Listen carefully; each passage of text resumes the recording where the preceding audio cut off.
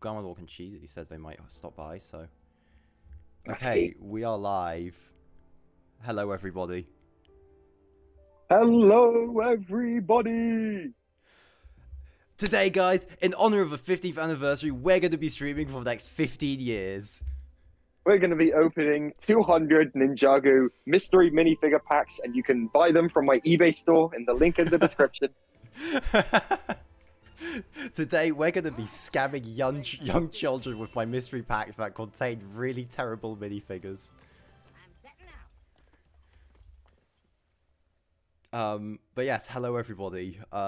We are streaming for the 15th anniversary.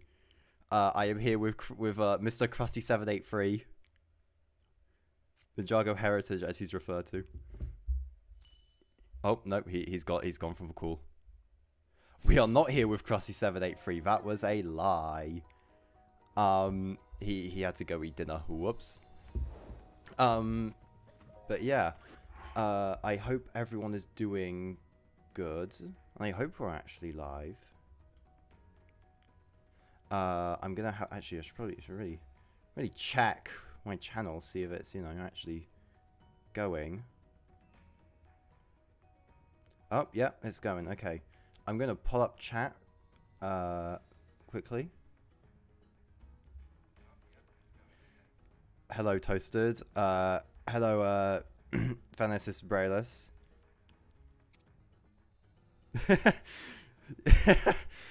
Dude, as soon as I'm like, oh yeah, I got Krusty on the stream, he dips. We actually, like, cannot beat the clone allegations. It has just occurred to me though, I should go shill this to places so that people join and come and say hi, because streaming is cool and I want people to come and say hi.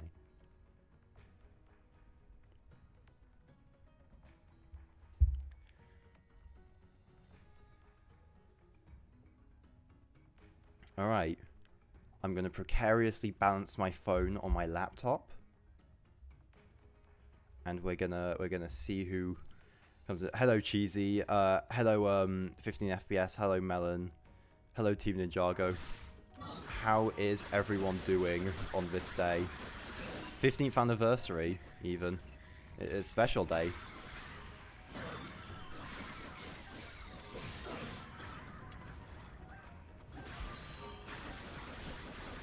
I think it's incredibly funny how it's like 15th anniversary, like Doc's online, he's like wishing everyone a good day for the anniversary, and the Lego live stream is straight up just like this 240 FPS like rerun of old episodes that have been on YouTube for years. Lego are like the most fraudulent company of all time, man. It's actually insane.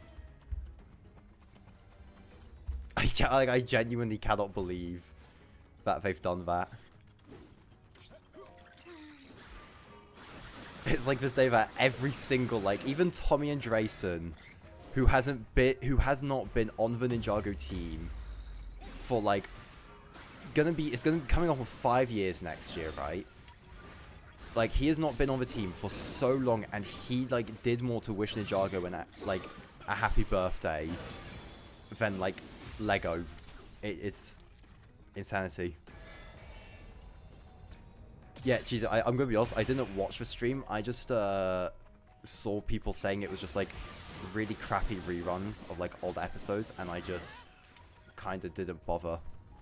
I was really hoping for season 4 news. Like some sort of like little teaser or something, you know, for once we get like towards the end of January.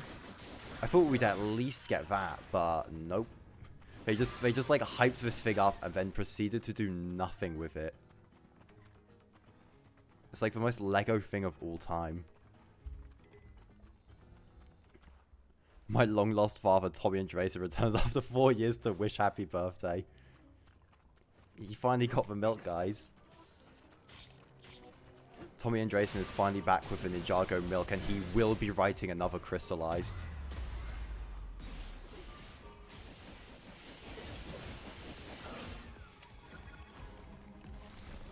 I saw it in history for like a minute, and it was, yeah. Check, yeah. It's really bad, man. I don't like. I understand kind of doing reruns of like the pilots and whatnot. But like, why are we like rerunning so much of Ninjago, man? Like, it's just the laziest like thing they could have done for like a 15th anniversary stream.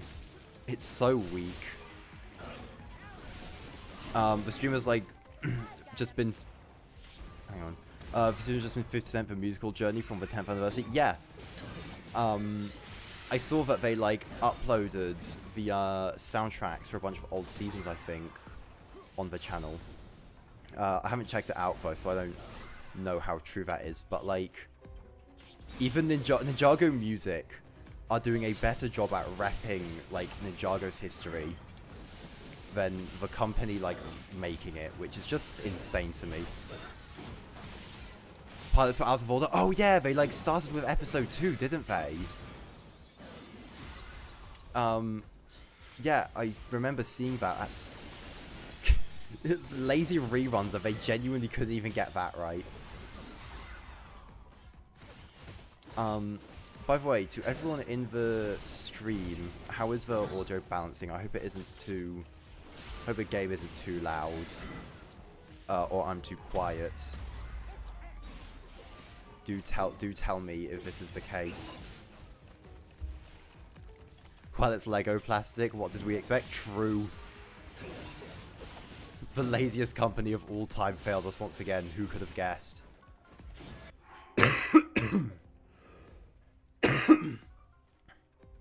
Also, I apologize if my voice is a bit shot today. I'm a little bit ill, but the show must go on, as they say.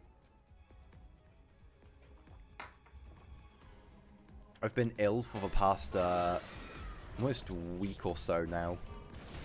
Hello, Super Mario Maker. How are you doing? And I've just been trying to survive, but I must do something for the anniversary because I am a bum and did not prepare a single video.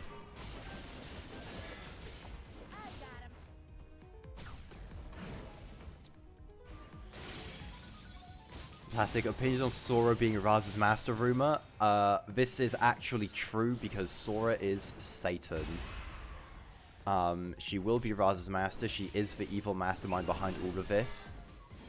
Not only has she sabotaged Arin's interesting story, she also sabotaged his happy life. Plastic, I'll be back in a bit. I'm coming home now. Very good. Is this the brand new Raz's Blood Moon game everyone is talking about? Yeah, this is it. This is the Ninjago game we were promised 3,000 years ago for the anniversary.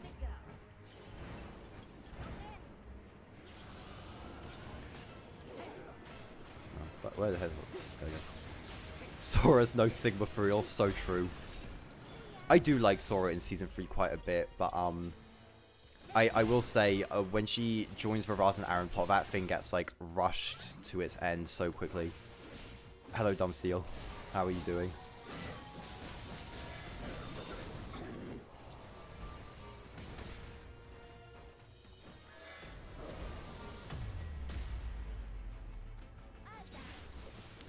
But yeah, I've also been seeing, I haven't talked about it on here, but I saw we got some, looks at Dragon's Rising Season 4 through, I believe it's that 15th anniversary trailer. So what are everyone's thoughts on that? Because I have a couple, despite it being a few, like, images of the season.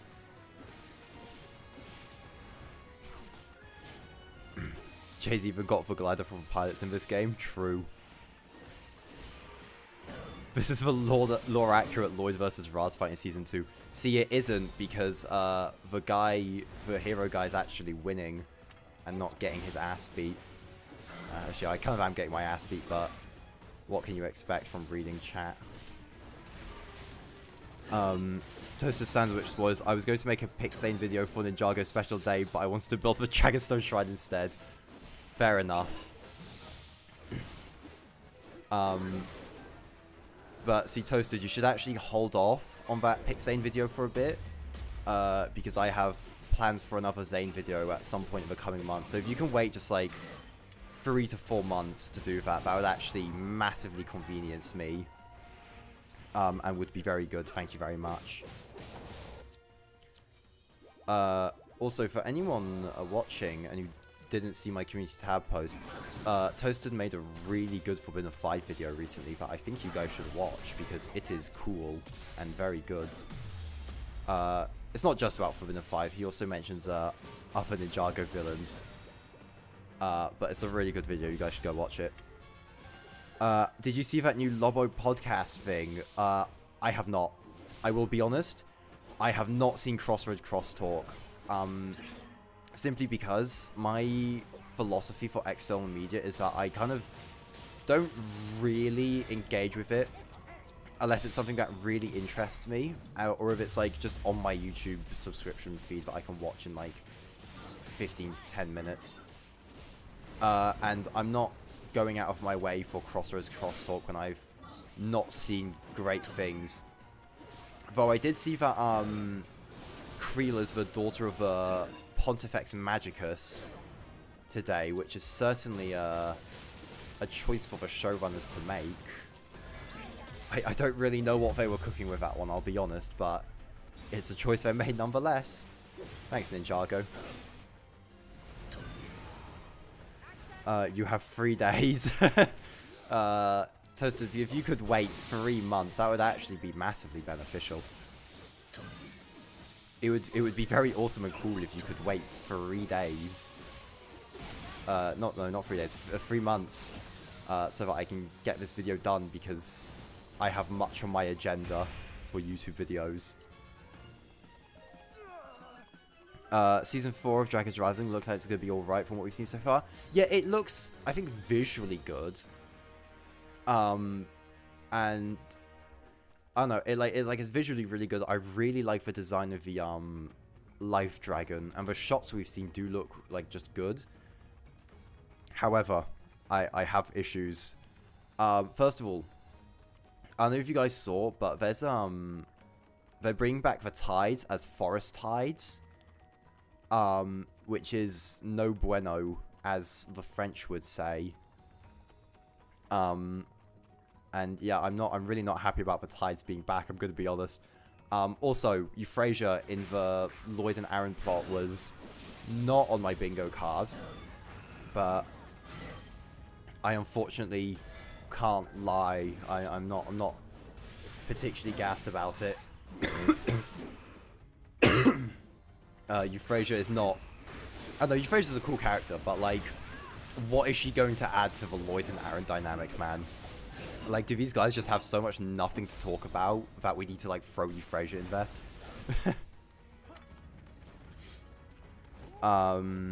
Your analysis video helped me in my English essay. Oh, that's nice to hear. I'm glad I was able to be of service. Hello, Caitlin. How are you doing? What's your favorite designed Forbidden 5 member? Cloaked Zarked.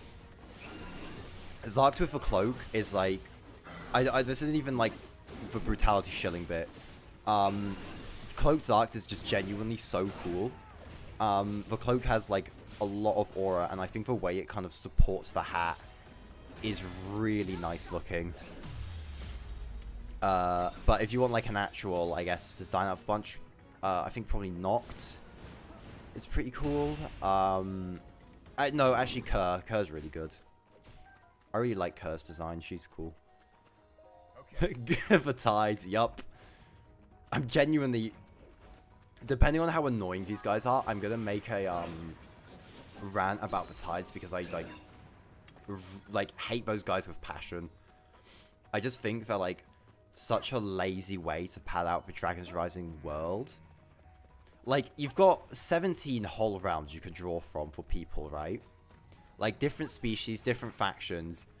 We keep getting these same stupid little, like, rock guys with, like, different colors who are all, like, annoying and stupid. And, like, there's no difference between them. There's no reason for us to have this many. Why do we keep getting them, man? They suck so much. I genuinely, I hate the tides, man. They're just so lazy. really wish the Whispering Woods was getting like people who weren't the Tides, but yeah, you know, what can you do really? Basic Zark design would have worked if we could have seen his face with just one glowing red eye. I'm gonna be honest, I think the Zark design would, one, work a lot better if he was still cloaked, but if he had to be uncloaked, right? Say they had to do his like green design with the golden chains.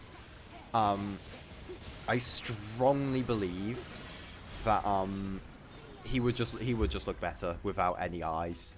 Like, the hat kind of obscures his eyes in the set, so I don't think it's too bad in there. However, like in show, you could just get like so many weird shots where his eyes are just like super noticeable, and it's pretty awkward. He's just a bit awkwardly designed in show, I think, and it kind of, he isn't the most intimidating guy at the best of times. Another Kerr fan. I like her design. I don't know if you saw my Forbidden 5 video, but unfortunately, Kerr is like the ultimate potential man. She is, yeah. She's like really cool in concept, but they just do like nothing with her. We're gonna get Pink Tides in Season 5. True.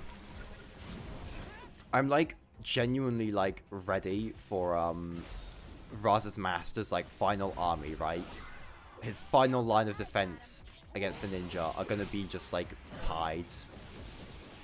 And I will be crashing out. She's the potential man. Welcome back, Doc Wyatt. Faction's so washed that even Doc Wyatt knows who these guys are. I remember when like when Doc was making that first thread today, answering that guy's questions. I like genuinely thought he only was gonna answer the first one just because he didn't want to address the Forbidden 5. It would have just like, Season 3 has a lot of blatant admissions that the writers just do not care about these guys. But like, it would have just been the funniest thing if Doc just avoided all questions on 5 online, I think. There are a few seasons in Season 3 where Zark's face is fully hidden at the right angle. That's a great improvement. Yeah. I think Zark also just looks best in Season 3 when he's like obscured by shadow. Like there's this one really good shot when he's fighting Lloyd, where he's kind of obscured by the shadows, and he looks so cool. But nope, green robes. I feel like all Forbidden 5 should be wearing black. They feel like some colorful bunch. I know, I think their designs are pretty good for the most part. I just think Zark would have worked a lot better cloaked, because like, I think the green just stands out a bit too much from the rest, and he doesn't feel like super cohesive. It really is sad though, because I thought Forbidden 5 would have been interesting. Yeah, I was like a huge defender of those guys for like months after Season 2 dropped. I was like the #1 Forbidden 5 defender. And then Season 3 drops, and they are just the most nothing burger villains from the franchise, which is, you know, thanks Doc, I made an 8-minute video glazing your new antagonist just for you to like spit in my face and make him suck. Really, really funny stuff, man. So much went into these guys, and just none of it was like put back into Season 3. It's just, it's so sad what happened, man. How did they fumble them this badly? We are getting a Ninjago Pikmin game, but instead of Pikmin by the Tides. True. I would not be surprised if the Tides are kind of Lego's attempt at, like, you know, like Baby Yoda, how he's like this cute little marketable guy that they can sell. You know, they kind of lost Ryu. They kind of lost Ryu as that pretty quick, just because he's like been growing gradually. So I do wonder if like the Tides are kind of supposed to be like the endearing little guys that kids are like yearning for, but I don't know, I haven't really made any merch for them, so I don't know if that can really be the case. When the final game dropped, I knew they'd be washed. Hey, always wins continued Doom posting. Truth Hypernova. Yeah, it's. I think looking back on Season 2, so many of their issues are present. Like, I had criticized Nox's performance within the tournament, but I thought he was, like, a neat enough character in Season 2 to, like, onboard me onto the 5 as, like, a group. But the fact that, yeah, we don't get, like, any, like, clear motivation for them in Season 2 was probably a pretty bad sign for these guys, and probably quite telling in retrospect that they were not going to be good villains. The Duffer Brothers must have been the writers. Truth Hypernova. I have not been watching Stranger Things, I'll be honest. I watched it I watched the first 3. I stopped at like season 3, episode 2 a few years back, just because I thought the show wasn't very good. But I kind of think I think it's amazing that Stranger Things has had like more copium around its ending than like Crystallized did. Like that whole like conformity gate thing is so funny. Like, I just cannot imagine, right? You make a show for 10 years and fans hate it so much that they pick apart every little mistake you've ever made of a production of this show to like hypothesize that there's like a secret final episode that's yet to come out. Season 12 feels very out of place for me. Yeah, I agree. I think it's not too bad within kind of a Ninjago world, because it's like, you know, Ninjago's always been kind of like, you know, technological and like, you know, bringing I guess the mystical together with the technological, but I feel like Ninjago is at its best when it is kind of a bit more mystical and magical. And I think like Prime Empire just doesn't have a lot of source because of that. But that is like a personal preference of mine, really. Yo, Krusty in chat. See, guys, you'll notice that Krusty's in the chat, and not in the call, because we are the same person and cannot be seen in the same call together.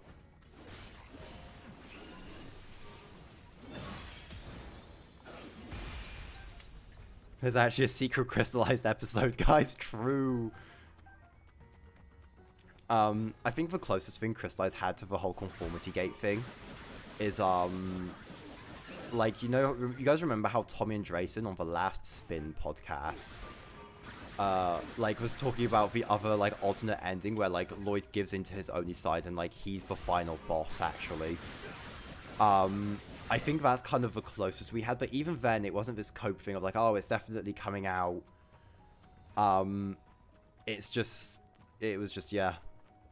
They just kind of like teased this other ending, and people were like, oh my god, it's so much better, but it kind of isn't. It really doesn't fix the issues the game has. Not the game, the show, series, season, whatever it is. No other fandom will reach the delusion of conformity gates. Not even, like, Ninjago has hit that level of delusional. Like, there's no one has, like, I don't think I've ever seen this level of cope before. It's just, like, baffling, man. I don't know, like, how they screwed up so badly. There was a whole Twitter drama about a rumor that the last 9 episodes of Crystallized, got scrapped incredibly last minute. I think I might remember hearing about this. But, yeah, I think there's just so much copium surrounding Crystallized. But I do find it incredibly funny that they did confirm that, that, they just, like, wrote the season as they went along. Oh. I tell you about this lore. So, yeah, oh my god, it was a whole thing, right? I found out about this drama. Not the drama, I found out about the... Well, I'm just going to call it Tommy Gate for continuity purposes. So I found out about Tommygate, like a good Garmadok. Do you remember? What's up? Yo, Garbadog. I'm giving Plastic the lore about the Tommy cut of Crystallized. I don't know if you remember that rumor that floated around that Doc had to come out and say wasn't true, but what it claims is that Crystallized, I think, from episode 19 onwards, like, do you remember how delayed and Core kind of got put in because of the delay of Crystallized? So what this kind of leak says is that the reason that delay happened was because incredibly last minute, for whatever reason, Lego ordered the Ninjago production crew to scrap 9 to 10 already finished episodes and remake them entirely from scratch. Insane. I bought Wait, it. no, I do I can't remember lie, this. I bought it because, and the reason I bought it was because I heard it from like trusted friends, and the fact that this was okay. So this hit the internet around April 2023. I first heard about it privately in October. Like, this was something that, regardless of it not being true, the people spreading it privately genuinely did believe it was true. And whenever someone would get told, they would be told, like, in detail, don't tell anyone else. Oh my god. It was a very wild conspiracy. That's just insane, man. I actually do remember seeing this on Instagram, I think, when it was revealed kind of publicly. Yeah, I think like the person did like a big Instagram story thing and then dumped it all on Twitter. Yeah, I remember the Instagram stories. Very, very wild situation. Yeah. I just like, amazing how much copium came from that, man. Like, I like, they do admittedly very much jump the shark at that point, but I don't know why Lego for the final season would be like, oh guys, actually. Bro, what could have been so wild that they would say that? Yeah. What what was, dude, if you know what, if the Tommy cut was so wild that they like genuinely had to like get like mandate they change it, maybe it's a good thing. Bro, it's wild too though, because like, oh, I bought it, and I remember so many people after I publicly came out and like supported the rumor, because you know I trusted the people propagating it and believed it. I remember I got a lot of like people saying I was coping, but honestly, I thought I was very serious in thinking whatever was in that scrap cut also sucked. That's very valid. And also, like, this scrap cut is real. We still have Returns of Primeval's Eye in the season. Like, it Yeah, was already that's true. unsalvageable. It was already cooked. It was gonna be cooked either way, assuming this complete BS rumor was true. Yeah, either way, the season was like, you know, like Primeval's Eye, I think, is kind of a point of no return. At least for me, like, Council of the Crystal King, I know, is where they like reveal Harumi. And that's kind of, I know you said that's like when they really jumped for shark. But I think Return to that was the Primeval's... exact moment. But I think Return to Primeval's Eye as an episode is kind of when I was like, oh, we're actually like cooked. It's that one I've been rewatching frame. Crystallized recently, and I think the episode where the season doomed itself with hindsight, I think the second Nia came back was when it went downhill. Because genuinely, before Nia came back, I was actually so into it. Very really valid. enjoyed That first like, episode was episode. amazing. Right? It's so good. And then they just completely squander the momentum. Yeah, because we need to do another prison arc in our final season. Bro, I was getting to like episode 6, I was like, oh no, this is like really good. And then Nia came back and I was like, no, that's the crap stuff. That's the crap stuff, okay. Hey, dude, imagine years of like hating on the season, you rewatch it in the big 26 and you're like, oh no, it's good. You'd actually be like, you would never recover. No, bro. And after my crystallized cope arc on Twitter, which I'm not sure you were there for, Plastic, I definitely can't come out again and say, okay, dude, I actually, for like a couple weeks after my review came out, I genuinely deluded myself into thinking the season was good. So I wasn't around for it per se, but I do remember your YouTube community tab post, which was like the Walter why I liked it. Yes. Image. Oh my god, I've never been able to live that. I remember that so vividly. I've never been able to live down that asshole tweet. The most emotional scene in all of Breaking Bad. Wondered. And I also distinctly remember this wasn't long before you like did your like post-crystallized season ranking as well. No, bro, that video was so close because okay, I started making it midway through. Like the opinion shift happened midway through the production of that video. Oh my god! And it kind of got Frankensteined into looking like what it does now. It got very luckily saved. Ironically, like what happened with that video is way closer to the Tommy Cut drama than the crystallized production. The entire season 11 onwards was scrapped and it was like remade to like accommodate crystallized complaining. The glaze cut. We've got the hidden glaze cut. Well, that's a tongue twister. The hidden glaze cut. Toaster Savage in chat said Thunderfang being shoehorned into Dragon's Rising Season 3 is the Ninjago fandom's conformity gate. Thunderfang makes me mad. He does. So many aspects of him are really cool. I actually think he is so, like... The concept is really... Like, genuinely, if you go back to some of my old Dragon's Rising posts, the biggest thing on my wants list was a dragon villain. Yeah. That was task number one. And I think him being more basic than the human characters is actually cool.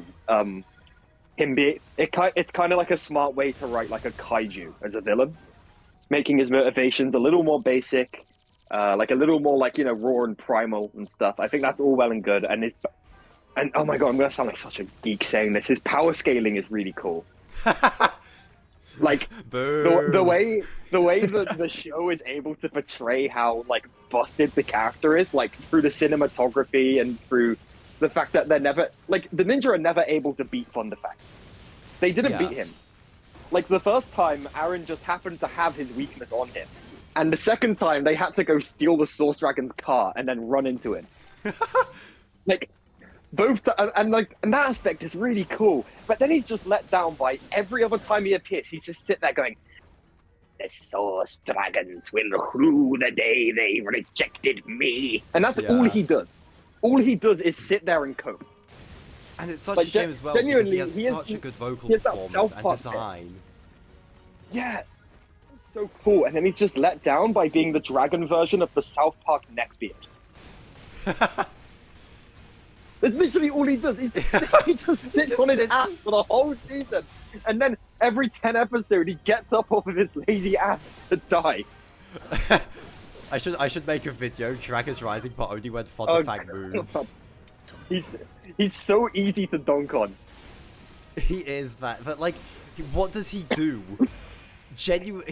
What he does is he sits in a cave for 9 episodes, right?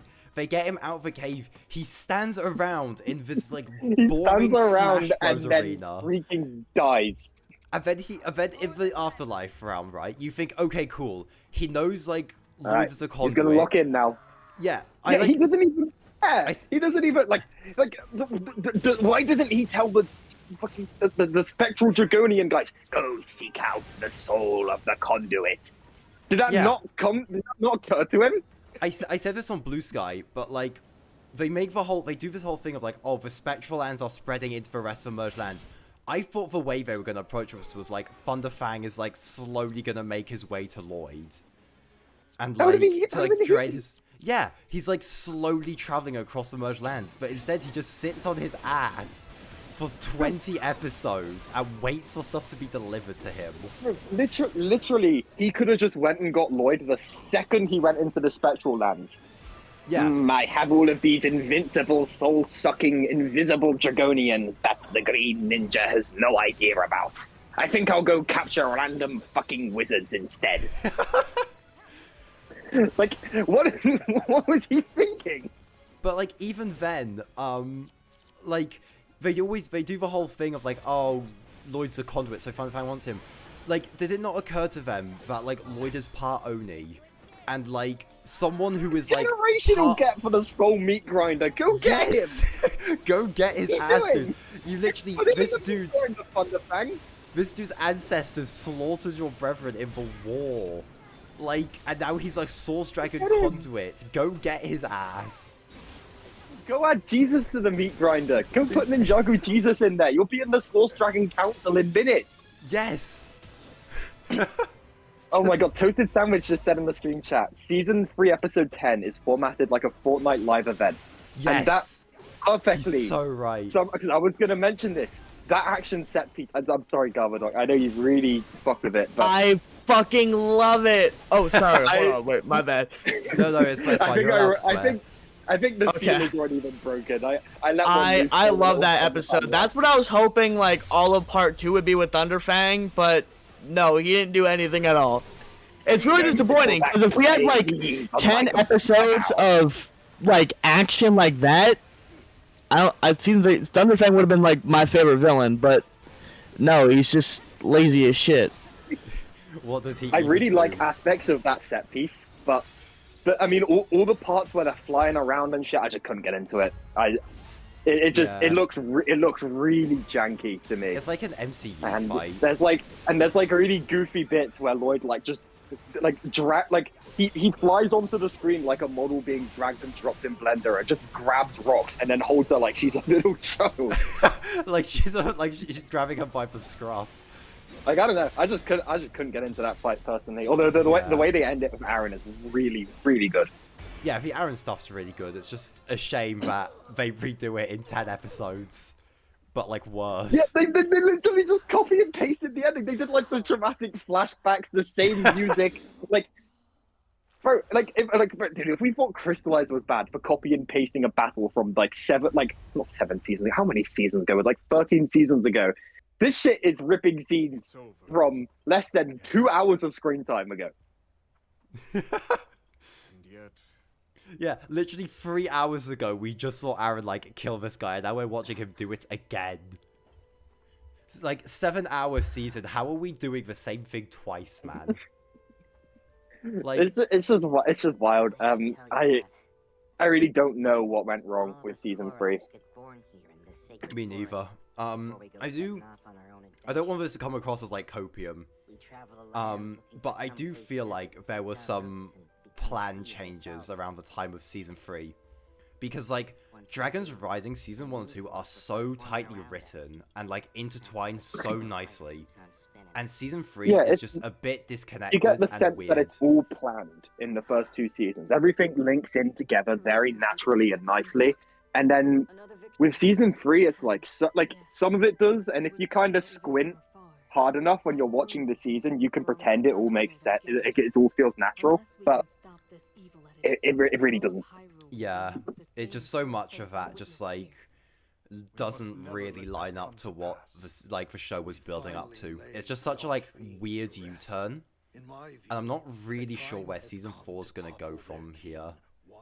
And the power creep is wild too, because we hadn't even gotten a season of the last all-powerful villains that they spent a season unleashing before we immediately jumped over to the next one. Yeah, like it's insane to me that we don't even get a scene of like the 5 planning to like go through Thunderfang. Literally, right, we go from episode 20 in season 2 where they're like, Noct, come on! And they kidnap Raz and Arin goes with them. Literally the next time we see these guys, they're like, we're gonna free Thunderfang. Why wasn't Thunderfang alluded to, like, at all? Yeah. Like you know, in season 1 of BR, the villain 5 are like hinted at during that season. Like at the end, Raz like outright mentions them with the benefit of like season 2's hindsight.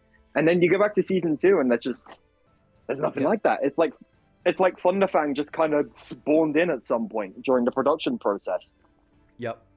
And it's like even more insane as well because we spend the entire latter half of season 2 at the site where Thunderfang was defeated. Like, how is he not mentioned once? Like, we spend... shit. Yeah, you're right. That's kind of crazy. We spend, like, 10 episodes at the site where Thunderfang was defeated. The city is built on prismatic ore, right? And none of it is mentioned or built up to beforehand. So much stuff just got ass pulled in that season. It's unreal. It just kind of happens. It would like, dude. What's funny about a lot of it is if a lot of these developments happened in original Ninjago, I think they'd be received a lot better, and I think people would give them credit for planning it out as well. Yeah. Oh, like, yeah. Oh wow, there's prismatic steel under. But like, DR has just set a different standard for how the information gets unveiled, and revealing all of this, like, just as it's convenient to like wanting to sell the big dragon, just comes across as so like forced in. Yeah. Like we know that Thunderfang wasn't a Lego mandate, but I can somewhat understand why people feel that way when he's so shoehorned into the plot. It's just awkward. The whole thing is just so awkwardly cobbled together, that whole plot line. Yeah. It's so unfortunate, man, because I really wanted to see the Forbidden Five cook. Yeah, me too. I was so game for them to. I was thinking, like, the whole season they were going to be like evil knockoff ninja or something. Yeah, like, they've parallels to the ninja. Like, you got 5 of them. You've got like a green one, a red one, and blue one and stuff. They've got their own like Tesco bootleg, like Spinjitzu and elemental powers. Like, there was so much cool stuff, and for them to just be, because in season 3, like, Rox is as important as like Fansha, if we're being for real. Yes. And like, it's just so weird to have them go from being the overarching threat to like goons for the new overarching threat, like just like that. And I don't know, I definitely think they could have made the goons thing work, but like the problem is that they don't get time to cook. Like, I think they should have dedicated part 1 to the 5, have them be defeated, and then Thunderfang is like a part 2 thing that they're like, yes, we're gonna so like free Thunderfang now, and like, because like the Arc Dragon was only they needed part at least 2. 10 episodes. Yeah. Thunderfang, like, just dumping that whole thing into part 2, I feel like would have just made it flow so much better. Yeah. Hell, make Thunderfang just like a dead soul-sucking dragon in the Spectral Lands anyway. You don't even like need to have like. You don't even need just to like do the thing of, just like having free him him. die. Yeah, true. Have him like trash the ninja in the first episode, and then just have him like make his way to the Spectral Land. True. Yeah, actually, I think it would have been they could like easily like free him early on in part 2 and then have the rest of that dedicated to like him in the Spectral Lands, just like. It would be like a great set piece too, having him like slowly carve his way through the first realm on the way to the Spectral Lands. Like, I don't know. You could pull out like the Dragon Hunters, get like the old like oil rig like tank vehicle back, have them like throw all of their might at Thunderfang, and it just does nothing. Yeah. It would have been so peak, but nope, we need to see Thunderfang do the exact same thing for 20 episodes. He needs to be put in a Minecraft super flat map with characters flying around in creative mode, doing nothing to stop him. I don't know. It's just there's cool stuff in there, but they could have done it a lot better. Yeah. And like, I don't know, I think even if Thunderfang was a Lego mandate, right, they needed to have him in for the entire season. There's so many ways to make it work. But what they instead opted to do was they could have just given the 5 more grace, and so much screen time in season 3 was wasted that could have been put to making the 5 cool. Yeah, but no, Krusty, don't you realize we needed to see those fucking lightning tides in episode 1? We need the worthless arcade antics. They're way more important. What I still don't know what they were cooking for the arcade plot, man. That actually went nowhere. It's astonishing because literally at the end they just have a scene that just confirms the whole thing was worthless. And then what's annoying about that is they show Jay hacking into it to pretend the scene had any impact whatsoever. But like, wow, we found out Jay's out there and he likes video games. Crazy development. Excellent build up, guys. How would we have ever found this out otherwise? It's insane as well because we would have learned this. We would have learned that like Jay's out there. Out of that info. And, yeah, dude, but like Jay's out there and he likes video games. We've known that since season 1. That's the first thing we're told about him in the new show. Yeah, so like true. the only thing that happens there is the ninja find out that information that the audience has known for years by that point, and then get nothing valuable out of it anyways, and just run into him by half a chance. So why bother with any of it? Yep. Like, they just go straight to the City of Temples afterwards. Like, there's no second thought of, oh, we should stick it like around and find Jay. It's just, oh, no, guess we're going to the City of Temples. Like, absolutely wasted subplot, man. What a weird... what's so weird about the season as well is I actually go back and forth so much on which part was worse. So like, when I first watched part 2, I was like, oh yeah, definitely part 1 is the worst one and part 2 is really good. But as I, for one, saw the final 2 episodes, which were tragic, and 2, I don't know, I just had kind of time to soak everything in, and like, I don't know, they're pretty neck and neck in a lot of ways. Like, part 1 does some things really well that part 2 fumbles, and vice versa. So, okay, my take on this has actually completely shifted. I actually think part 2 is, like, significantly worse than 1. Very fair. I could totally see the arguments for, like, either. My, like, take on it is basically, the Forbidden Five being, like, these spectral goons who have, like, no personality and just kind of sit around and gather souls is, like, just spitting in the face of all of their build-up. See, I love that. I love that. That was, like, one of my favorite... See... I don't know. But, like, it's cool, but it's just the most, like, blatant admission that they do not give a fuck about these guys. Here's what does it in for me. So, I love the Spectral Forbidden Five. I think they're the best way they've ever been portrayed. I think starting out the season with these, like, hollow, lifeless puppet Forbidden Five going around, sucking everyone's souls, creepy and cool. Like, genuinely, it was creepy to see them hollowed out like that. Yes, the reason that's true. Is because, oh, these poor Forbidden Five, all of their personality has been hollowed out of them. It's what does it in for me is residual issues from part 1. It would hit hard if the Forbidden Five were like distinct characters with a lot of personality and were like and had their own like wants and desires beyond just being like villainous. Like they went from being villainous goons to villainous goons. Yeah. Like, I think they were really trying to sell like a big downgrade in terms of like rank and free will for them, and it's really cool, but they just didn't do the prior work to make it work. Very fair. But also, the thing with part 2 is that, for one, Eagle's death had very little impact other than like driving amazing the plot scene, forward. but God, it was so shoehorned in. Also, this is kind of a big gripe I've been slowly kind of realizing. I think part 1, all things considered, right, despite all of the issues I have with it, is pretty consistent with like season 2, aside from Thunderfang. However, part 2 of season 3 has so much stuff that it's like, what are we doing here, man? Like, Land of Lee just kind of comes out of nowhere. Oh, whoa. No, so, okay, I love the Land of Lee musical, and I think it's a really cool concept, but, like, out of nowhere... I hate that musical number, bro. I was pressing the it is out of nowhere, but it's so much fun. I loved it. It's fun, but, I think flopping the ninja into the Truman Show was, like, a very cool idea. Pete, I was talking with Parachuting Kitten about this, and she mentioned that something in the kind of the whole arc just feels like a little off. Like I felt like, and I've kind of come to agree. I feel like there was something missing. I can't really put my finger on what. Maybe like some kind of visual effect, some kind of just. It's the ideas are all really good.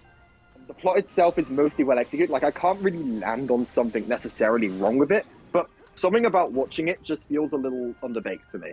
Like, I don't know. I feel like you could have made it a little bit of a longer, more mystery-driven plot. I'm not even sure it's that. Just, like, something about it, I guess how I'd describe it is a little stilted. Like, I feel like it really needed just some kind of extra oomph. I think it's probably more of a visual presentation thing than anything. I don't know how you'd go about doing that. But, I don't know. It's a bit of a vibe-based argument. I do like the plotline for the most part. Well, okay, the thing with a plotline, though, good in theory, okay? They're going out to find Arin's parents. But, like, Arin's parents being alive is, like, kind of a U-turn for Arin's plot, I think. In, like, a lot of ways. I mean, they were obviously going to be alive. I guess, I don't know, but, Like I did when they said they were dead, I never bought that for a second. See, I didn't 100% buy it either, but like, I don't know. I think there's like season 2, right? Phantasm Cave. They like hint at the fact that like Arin could have an unhappy reunion with his parents, and that they're just like not proud of the person he's become. They follow up on this by, you know, having Arin join Raz, and he's starting to go down the path of strength. Except what they then do is, like, Casket of Bones happens, which I like the Raz and Arin stuff in part 2, but it ends very abruptly. And then he just, like, finds his parents, so we never get, like, any interesting stuff, kind of, from that. And I don't really know where they're gonna go with the, like, I really Arin enjoyed the way stuff they now. wrapped up Raz and Arin. I feel like the ending to that plot was abrupt, but I kind of feel like that was the point. See, Like, you know, he's been with Raz for like 14 episodes now, and the show has really taken its time to get us comfortable with him being around. And then I think it works really well as just a sudden, sharp reality check. Yes, it's a really good, like, Raz's return to villainy moment after, like, a season of being humiliated by, like, everyone. But it's a really, like, I really do like Casket of Bones and how it's executed, right? But it's more so what comes afterwards that I take more issue with. Because I think, like, the Arin stuff from, like, in episode 15, I think his stuff is good. Episode 16, it's, like, a bit more okay, where is this going, because he's like has his parents back, and I think from that point onwards his stuff's just like really directionless, and like especially with the ending in like part 2, they had like, I don't think they had a plan for what they wanted to do with it beyond like Casket of Bones. But after he leaves Raz, it definitely does start spinning its wheels a little bit. Yeah. Like they just throw around a bunch of stuff like, oh, his parents are here, but actually no, they aren't. And then he wants to quit the ninja, but actually no, he doesn't. Yeah. Like they kind of failed to land on something for him after episode 15. I definitely agree with that. And also like it just bothers me so much how he like immediately leaves Raz and he immediately goes back to complaining about having no powers.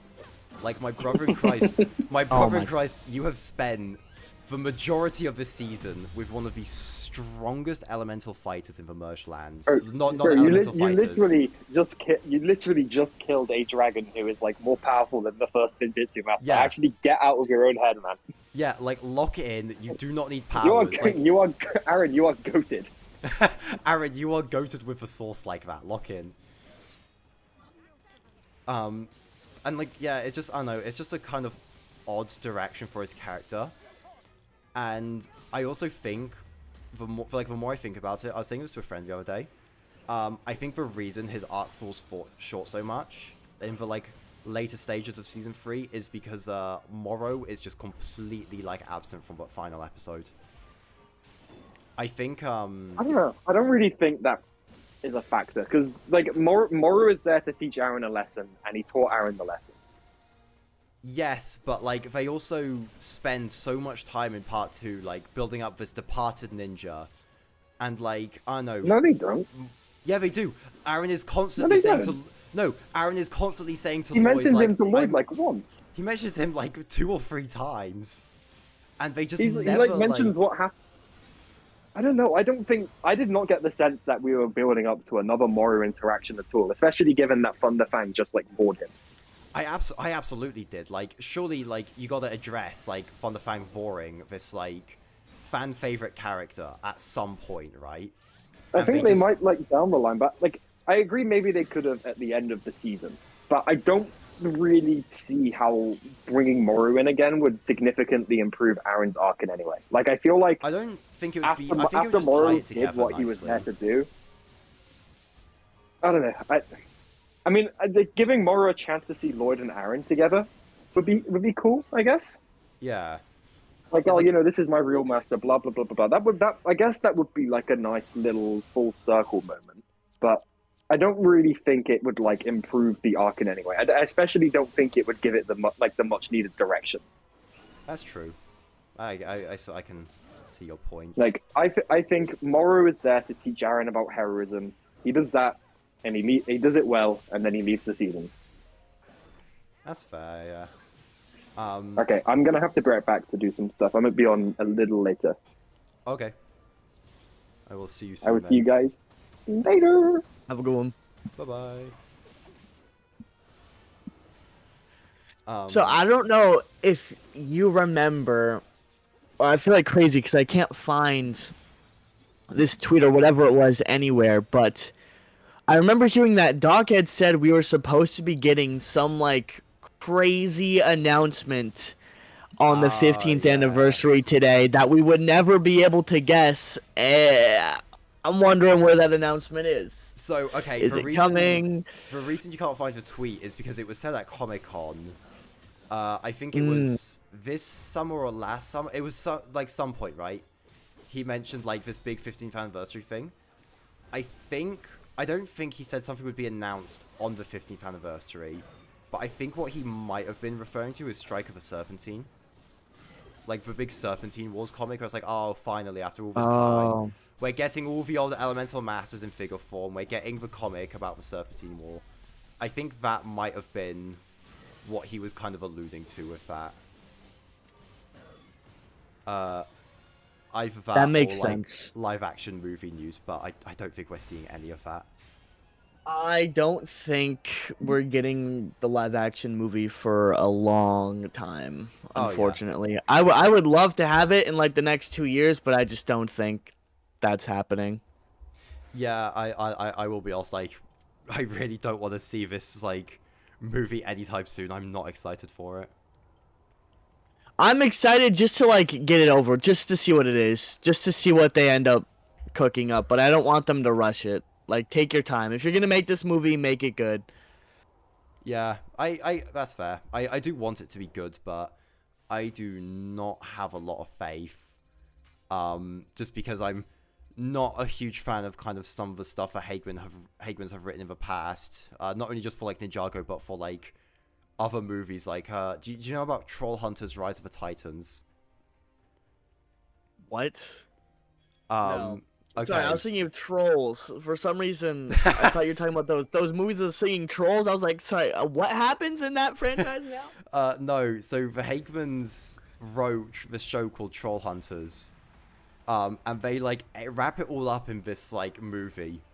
But it is the worst movie I think I have ever seen. It's so... it's God. like... You know, like, how everyone responds to Crystallized? Yeah. Like, this is, like, worse than Crystallized, I think. I hate this movie. Like... It can't be that bad. It's that bad. They, like, basically end it, with, like, the main character's sidekick guy, like, sacrificing himself. And then they go back in time to the start of the show, and he actually gets the, like, MacGuffin that makes the hero guy. And it's just the most, like, baffling direction for them to take. It's just such a cop... Yeah, it's just such a cop-out, and, like, I hate it, man. Like... Imagine if Crystallized ended with the Time Blades appearing in front of Lloyd, and he goes back in time to make Kai the Green Ninja. That's what happens. It's new levels that would be horrible. That would be horrible. I'm saying, like, I think I would genuinely, like, not because it would be good, but I'd be dying of laughter. I think I, like, would lose some of my sanity watching that happen on screen. That would be horrible. Yeah, it's funny, but, like, could you imagine, like, it actually happening? Like, it would, it's just, it was so, that would be terrible. That would be terrible. Yeah, it would just be so bad. This is actually what's going to happen with Dragons Rising.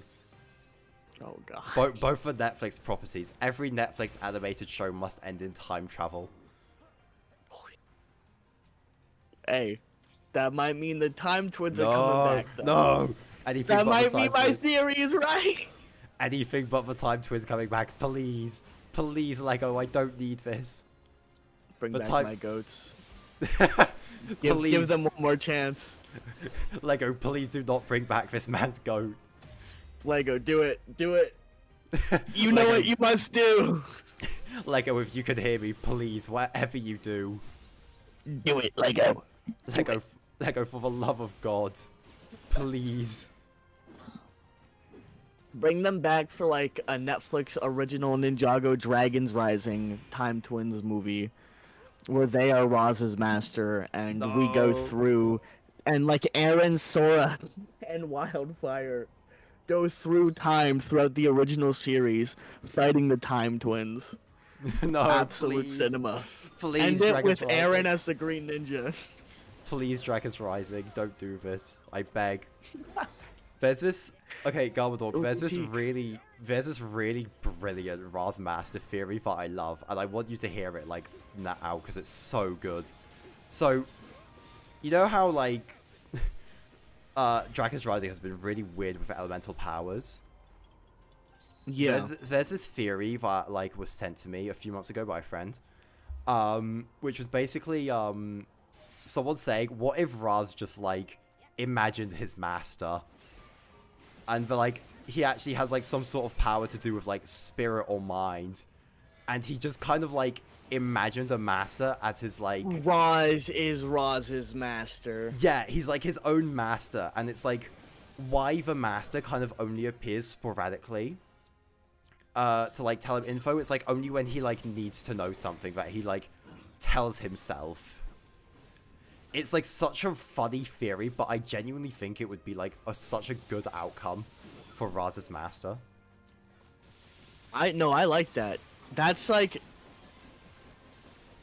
one of the least offensive theories I've heard for Raz's master, and I kind of like that. They would have. I don't know if they could pull it off. Yeah, that's another question. It's a good theory. Okay. I'm curious though. What do you consider to be like a bad candidate for Raz's master? The Overlord. Yeah. No. Fair enough. Fair play. Any kind of like the jokes aside from the Time Twins, don't make it some like OG villain that's like, I'm back. Yeah, you thought I was gone. Nope, I'm still here.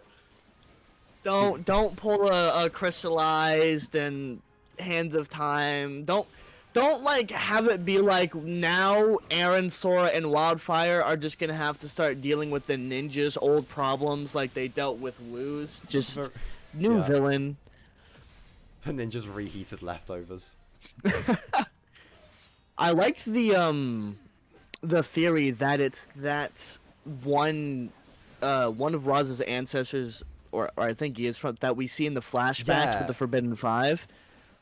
I think that's the most plausible theory. Toaster Sandwich was actually just saying in chat that every soul on this planet wants Zarkar to be the master. And I think it'd be pretty cool if Zarkar was his master. Like, especially just on the front of like, it's kind of been like he's kind of been like teased and built up to throughout the show. And I think it'd be like a neat little payoff to all those little teasers, because this dude is obviously important. Well, yeah, we keep seeing him, and I'd like it to be someone that like we've seen, but not like the obvious people or someone who's like on screen too much. Like you get a little bit of hints, but they're not like overly present in the show, and I think he's a pretty good character. Where it's like, we'll see him and we'll be like, oh, I know this guy, but we don't know everything about them already, so when he's revealed, there's still lots to learn about the character. Yeah, I agree. I do want it to be like something where I can like look back on the seasons and think like, oh yeah, like we kind of built up to this guy. This makes sense. Yeah, exactly. Or it can just be whoever. Or it could be Nalakan. I'm being asked about my opinion on him, and I think he's a pretty cool villain. Aside from the sexual assault bits, I think that's like really weird that they shouldn't have written that into a kids show. But other than that, he's a pretty decent villain. Yeah. I think Nalakan as Raz's master would like suck though. I can't lie. I really don't want to see him back in that capacity. the only thing I would give that theory that I kind of like is you can kind of work it into like maybe he was the one, Nauticon was the one, aka Raz's master, who like got rid of Jay's memories. That's like some like personal beef he had from we could say Nauticon also remembers the events of Skybound, so he just wanted to mess with Nia and Jay. Something like that. I don't know. I feel like that would be something that you could kind of work in there if it was Nauticon. That'd be like the only upside I could give that. Other than that, I don't see it being. I don't think Nauticon is like this kind of guy. Yeah, I don't think he's got these plays in him. Yeah, Nauticon. I don't think Nauticon is like endgame content, you know, for like fourth plus seasons presumably of this like Lego show.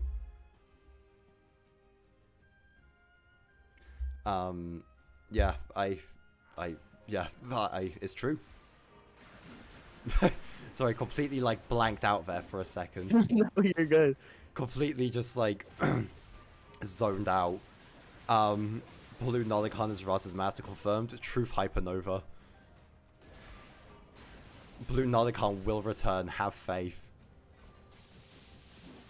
You know, it's actually... They teased at him for a long time, though, with the whole clutch power stuff, so I wouldn't be surprised. But, like... Or maybe they wanted to at one point. I know there's that idea of putting him in crystallized. Yeah. I think that was probably what they were kind of building to, but I don't see that kind of... I think it would be incredibly silly if the build-up for, like, Raz's Master was in the previous Lego Ninjago show. Yeah. I just think that would be, like, an insane play. And I think kind of the same applies for Time Twins. I think they're a bit more, like, explainable.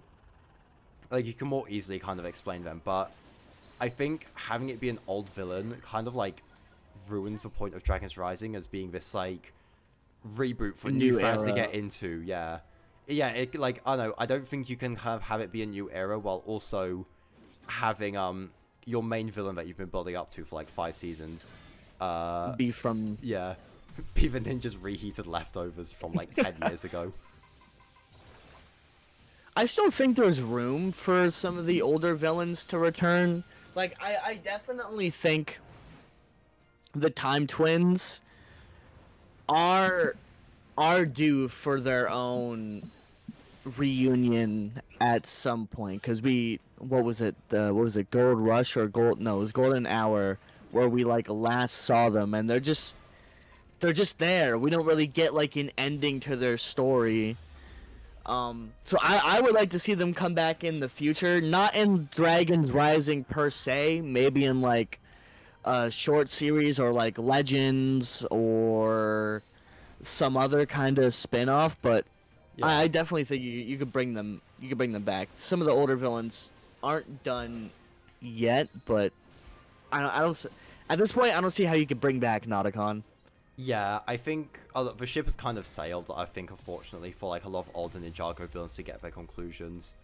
They've kind of had their chance multiple times with these guys and just like never delivered on it. So like I don't think Dragon's Rising should be the show to fix that. But if they want to do like external media like comics for Time Twins, that'd be really cool.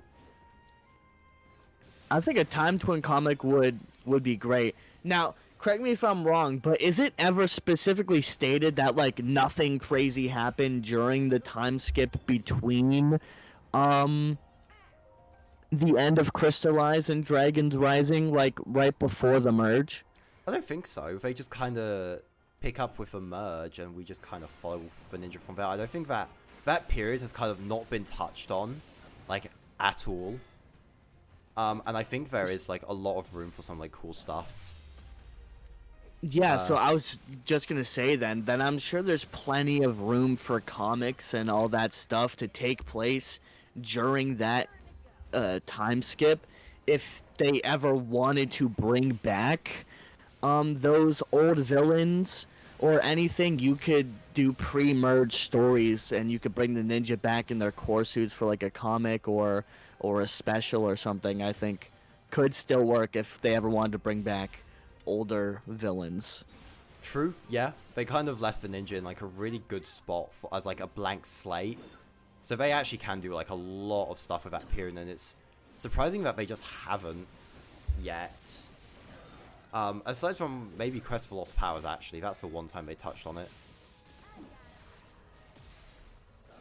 Oh yeah, you're right. We did get the Quest for Lost Powers. Yeah, I'll be honest, I never completely read it. forgot about that book. I never read it. I kind of saw there was like a bad Kai story and the rest of it was good, and I just kind of never got around to reading it, so Lord knows what happens in that time for me. I read it and almost completely forgot about it immediately afterwards. It wasn't like anything too special. Yeah. I do want to read the Zane part of it at some point though, because I hear there's some Ice Emperor stuff, so I gotta see what that's about. But beyond that, I'm kind of not too bothered. I believe so. I'm like kind of seeing a drawing of the Ice Emperor in my head from the book. Open your third eye. Yeah, I don't remember anything. Open I spilled coffee on my physical copy, so I just threw it out. So yeah, that's very unfortunate. Rest in peace. But the comics they've been doing right now are phenomenal. I think they're really good. I'm super excited for Strike of the Serpentine. Yeah, Strike of the Serpentine looks pretty neat. I'll be honest, I haven't read what released of it, and I never got around to finishing Shatterspin either. I'm a bit of a bum when it comes to external media. I loved Shatterspin. It was really good. I haven't read any of the preview stuff for Strike of the Serpentine either. I'm just gonna read it when it comes out. Very fair. I think I did actually read the first couple of chapters of Shatterspin. And I did not like what I read. I thought it was pretty anus. Really, I enjoyed it. It's I don't think they're like fine. peak Ninjago media, but they're like it's fun extra content to read. The release schedule was quite crap for it though. Yeah, the release schedule for one sucked, so I like kind of just lost interest. But also, it's just like not consistent with like the lore season 2 presents us with like at all. Like Eagle Orontu, seal this dojo forever, right? It can only be opened with Source Dragon energy, and there's just guys living in it after the 5 were sealed for some reason. Like this guy can just ring the gong, which like, okay, that's already not a great start. And then yeah, what's his face? I forget his name, but like the guy like rings the gong, right? And he turns into like this beast. And season 2 rolls around. Yeah, I forgot what the Cloud thing's Monk called. is just completely fine. Like Cloud Monk rings the gong, and it is just the dude is just fine, unharmed. Nothing happens. Just, you know. I think some of the lore issues come from it being like written at the same time as Dragons Rising. Maybe. I don't know. I think it was overseen by Doc, as far as I'm aware. So the lore should be consistent, especially if they, you know, did plan it out as much as they say they did. So I don't know. I think the lore should, in theory, be consistent. They just never, for some reason, just isn't. This Jit doesn't know the Forbidden Six, says Wiry in chat. In 6. Looking forward to the Forbidden Six. They're actually going to be the guy we've been building up to for so long. Forbidden 6. He's Ross's master. Honestly, it should be Wu. Do you remember the theories that, what was it, Egalt was Wu and Garmadon fused as a dragon? Yeah, I do. Really funny stuff, but I do believe that people saying that were the same people who saw Cinder and were like, that's him, that's Rasa's master. That's Rasa's master. Like, I distinctly remember that being a point of discussion that, like, no, bro, they're not gonna reveal Raz's master in the Season 2 set wave. Like, be for real. Rest in peace, Eagle. That would be crazy if they did. I really hope they don't do that. Like, I'm really scared that one day we're just gonna get set images and there is Raz's master. No, Like, see, just on the box art, Raz's master. Full design revealed 3 months before the season drops. And, like, the whole season is just, like, an intense mystery. Like, the whole 10 episodes is all about who Raz's master is. oh, you just have to sit there and watch And it. yeah, and we know because, like, okay, this would have been really good if wasn't for those damn sets. Yeah. See, okay, I agree. It being revealed through the sets would suck, right? You know what really terrifies me? It being revealed through, like, a Ninjago magazine leak. That's what really I'm like. It would be so bad. Like, with the sets, right? I could understand that. Right? I can see that happening. It's just part of the, it is part of what happens. It's part of making Ninjago, yeah. Yeah, it's part, it's kind of part of the deal. You're gonna get stuff spawned in the sets, but like a magazine leak, it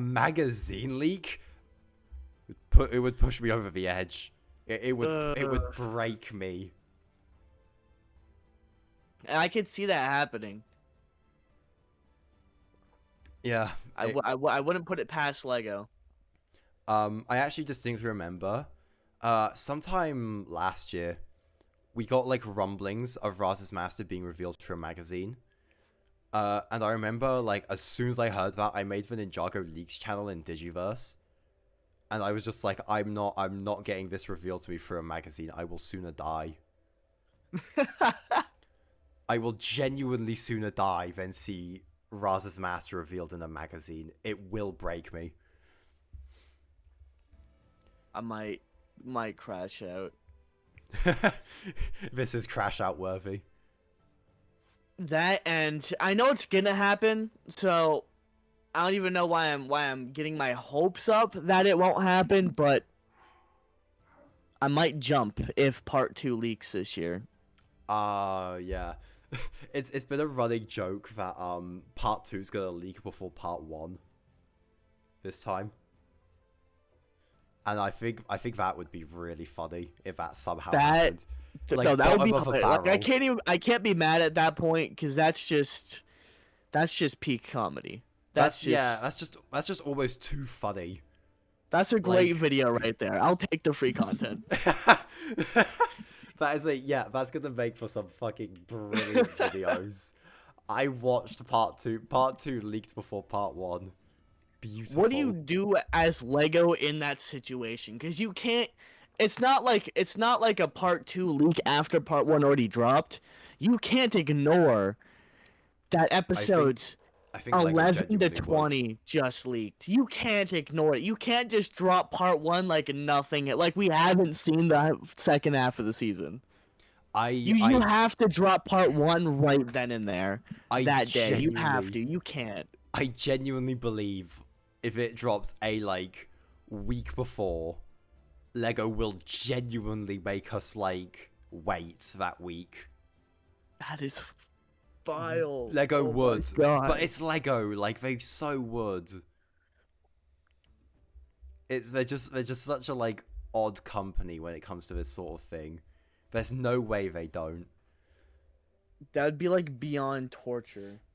Oh, it would. It would be absolutely horrible because like you know damn well we wouldn't be able to talk about part 2 really either, like in depth. You even mention the word part 2. Lego is striking down your video that second. No warning, no nothing. They're striking that video and they're striking every other video with the word part 2 in the title. It doesn't matter if it's for the new season. You're gone. Lego's gonna strike down this stream right now because they're gonna think it's leaked. We're gonna be taken off the air. You thought you were on good terms with them because they were in your chat, Garmadork? Think again. We're getting taken off the air today. Makima's watching, but it's Lego.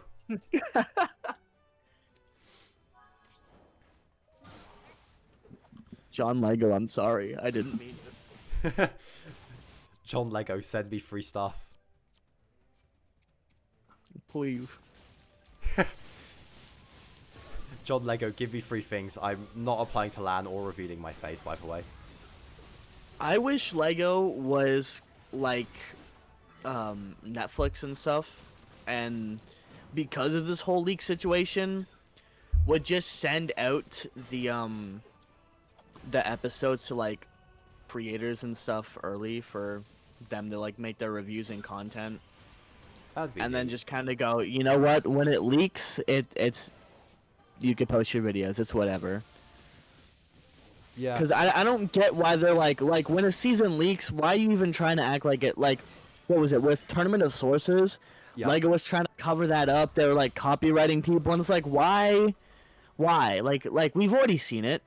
There was like, when I was streaming, there was like almost 15,000 people in my stream before Lego shut it down. It's like everyone's seen it. We all know it's out there. God, 15,000 people. Just so much. yeah, it was like right when like Jay popped up on screen, like the chat was going crazy, the numbers were boosting, and then like 5 minutes later, whoom, this video is not available. Your stream is ended. I'm like, no, they got me. Yeah, but they got him. What do you mean they got him? I liked him too.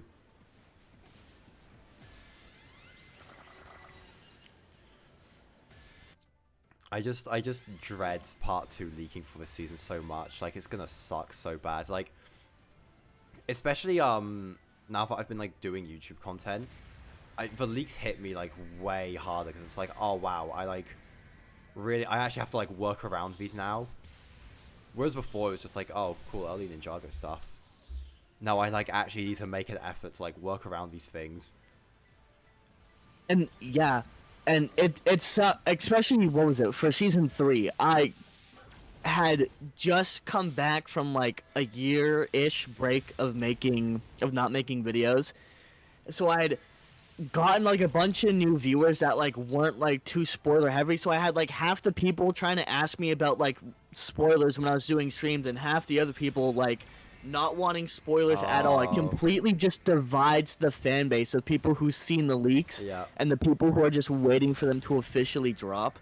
And now I can't even talk about them because I joined Masters of Bujitsu and signed like the whole Lego NDA. So if it leaks, I just have to be quiet. I can't even say anything. I just gotta go, don't know what you're talking about. Never heard of them. Ninjago leaking? Never heard of it. That's impossible. That would never happen. Lego-san would never let this happen. This isn't the kawaii Lego I know. They would never betray me like this. I remember what was, I think, the most devastating about like the season 3 part 2 leaks was like the fact that like Casket of Bones had happened, and I just couldn't talk about it in the Arin video I had been planning for like months at this point. It was so damned. I was getting ready to make my second, like my predictions video for part 2 and do whatever my bet would be if I'm right or wrong for my bingo that I did for part 1. And then, like, whenever the leaks come out, it just kind of threw away all plans of watching that of making that video, because I immediately started seeing all the spoilers and stuff in my feed and was like, okay, I gotta watch these episodes now. So, and then I just kind of sit there afterwards like, and there goes the prediction video, I guess. So I wasn't completely killed any sense of being able to make that video. So like, when part 1 drops, the second I finish that, I'm going to like start making my predictions just in case, because that really sucked. You gotta log those in within the next day, because you just don't know with this company anymore. You never know. It could literally be the next day. In fact, it could literally be when part 1 drops. It could. Yeah. It could. They just release them both at the same time. Oopsie. Whoops. Someone would have to sacrifice not watching part 1. Yeah. Because someone would have to record that. Yeah, someone would have to sacrifice not watching part 1 to get those episodes. So someone should sacrifice themselves and not watch part 1, but not me. Yeah, it's not gonna be me. I'll tell you that for sure. But somebody should. Somebody should do that, but it's. I'm telling you now, it's not gonna be me. There is not a chance it will be me. Some brave soldier out there. What you gotta do is you gotta have one browser running part 1, and one browser running part 2. Playing into different headsets and screen recording on different things, so you can just watch part 1, but make sure you're getting part 2. You gotta have different people recording each episode, because you never know when they'll take the episodes down, so we gotta make sure we get them all. We can't have a situation like last time where we stopped at episode 18. No, I need all 20, because I'm not waiting however long we waited from episode 18 to get those last 2 episodes just for I actually fell asleep watching episode 19. I was so excited. I was wide awake. I got like an ice cap from Tim Hortons. I got some donuts. I sat down. I had to rewatch the episode because I fell asleep. Yeah, that shit was so boring. Oh my god. You thought episode 19 was gonna have like interesting content? You thought it was gonna be good? I did. I was excited. I was like, oh yeah, episode 19 and 20. Chat laugh at this guy. It might have been some of the worst episodes I watched in my life. Chat, L reacts this guy. No. Yeah. I just I'll be honest, episode 19 was better than I expected because I hated 18 and I was like, oh god. Like I knew 19 wasn't going to be great, but it was admittedly better than I was expecting. I've never fallen asleep. I've watched all of Hands of Time before. And I fell asleep watching episode 19. I don't it was so boring. It was just it was so bad. It was the only good part about the episode is when we hear the little cave song right before the Archdragon awakens. That 19 seconds was the only good part. Could have cut everything else. Yeah, it's I think what Dragon's Rising needs to do is they just need to realize they can actually have 2-part finales. Because I don't know, man, we did not need to spend 2 episodes traveling to the caves. Surely just have one episode where they travel to the cave, and then do a 2-part finale. If the finale was so rushed anyways, it's such a no-brainer. I didn't talk about too many of my negatives in my review because that shit was already an hour long. But I brought it up briefly, but what is stupid Cyclops' name? Powerlid. Oh! Powerlid makes me angry! I hate that mother... Oh, get him off my screen! Okay. Actual waste of time of a... Oh, when he's on screen, I get mad. Skip that shit. I swear, if I see Powerlid in part 4, I'm going to bed. I'm not watching that shit. Hi, Cheesy. Hello.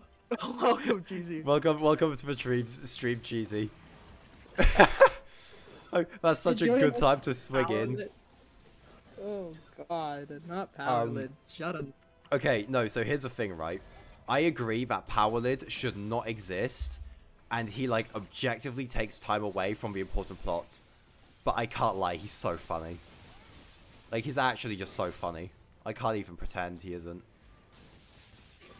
If anyone wants Plastic's address, just DM me on Twitter. $15. No, dude, I can't lie. I was laughing my ass off during episode 19.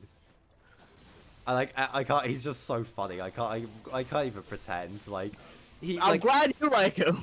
He should not be as important as he is in the show. But God, is he funny. You know the Smiling Friends bit where it's so my building is perfectly safe? Fuck no, it's the worst piece of dog shit I've ever seen, and you failed miserably. That was some that body of a wall. That was some funny shit. It's me with Powerlid, dude. God, it's just funny. There's only there's only one other time I felt angry watching Ninjago, and that was like a couple days ago. Going through like episodes for my top 15 episodes of all time, just rewatching ones that was like, ooh, that sounded good, or I remember that one being good. I rewatched Fall of the Monastery.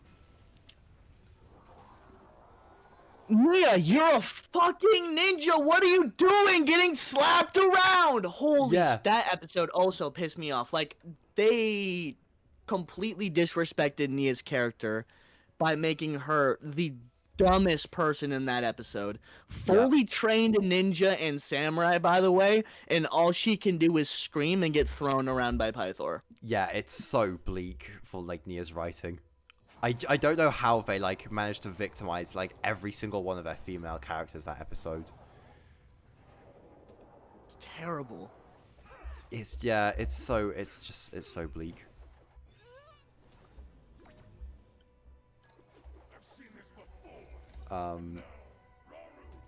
Toasted sandwich in chat. Paladin will turn into an urban legend if he comes near me.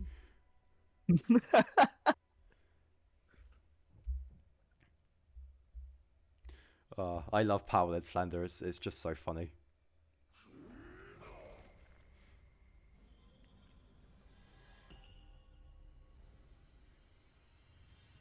I hate him. W opinion. But he's so cool. I actually He's so... despise him. I despise him and that coconut. But he's so cool. Oh, Okay, the coconut's bad. The coconut's so Fucking bad. Coconut. The coconut is awful. That fucking Oh, she coconut makes that me I hate. angry too. Oh, there's so much that makes me angry about those last 2 episodes. Cheesy They're so genuinely bad. rage baiting you by just mentioning the coconut. Fuck ass coconut, man. That fucking coconut that I hate. Get these characters off of my screen! I just remember watching episode 18 and like that samurai guy genuinely had like some aura, and then Coconut Gandalaria rolls out. That's like a headed hands moment right there. I really wish I did reaction videos, like at least recorded them for part 2, because anytime I saw those 2 characters, I was like, I was crashing out. I was not having it. Episode 19 was like genuinely a nightmare blood rotation for you. Oh, if I was doing an episode 19 reaction, the clips I would have had from that would have been great. I was crashing. No. Get the fuck off of my screen, bro. Waste of time. That's so valid though, like... I oh ever my see God. Power Lid in person, I'm taking him out. Dude, if there is a Power Lid figure made, I will burn it. I will destroy that thing at all costs.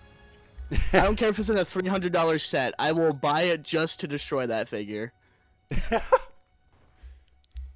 Oh God, It'll become my mission. I'll become Mr. Beast levels of rich, so I can make sure every single Power Lid in the world does not exist. Be an extinct figure when I'm done. I remember like a week before I hit 1,000 subs, I said as like a joke, oh hey guys, if I hit 1,000 subs, I'll like set a Zane plush on fire. And then a week later, it was not my most masterful gambit. I still have yet to set a Zane plush on fire, and I don't think I ever will because I don't want to get like lung cancer. You just Fair lied. enough. You I did. did. I lied. You I lied to lied your pretty viewers. frequently. Hashtag vanquish Professor Plastic. I lied to my viewers because I hate them. True. Some guy came up into me the street, asked if I was Professor Plastic, chinned him there and then. If I ever go to any public Ninjago event, I'm actually whacking any plastic fans I see.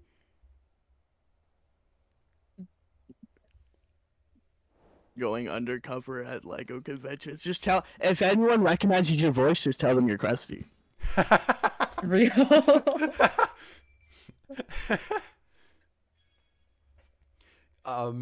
You know, I asked like my viewers for like Q&A questions, and I still need to make that video.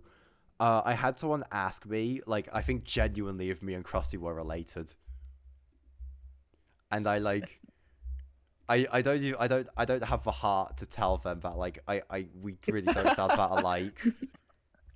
We really like. I'm gonna be honest. You people are insane. We don't sound the same at all. You people are insane. Just say yes. Don't break his heart. Maintain the illusion. Why are we in chat saying this jit must be vanquished?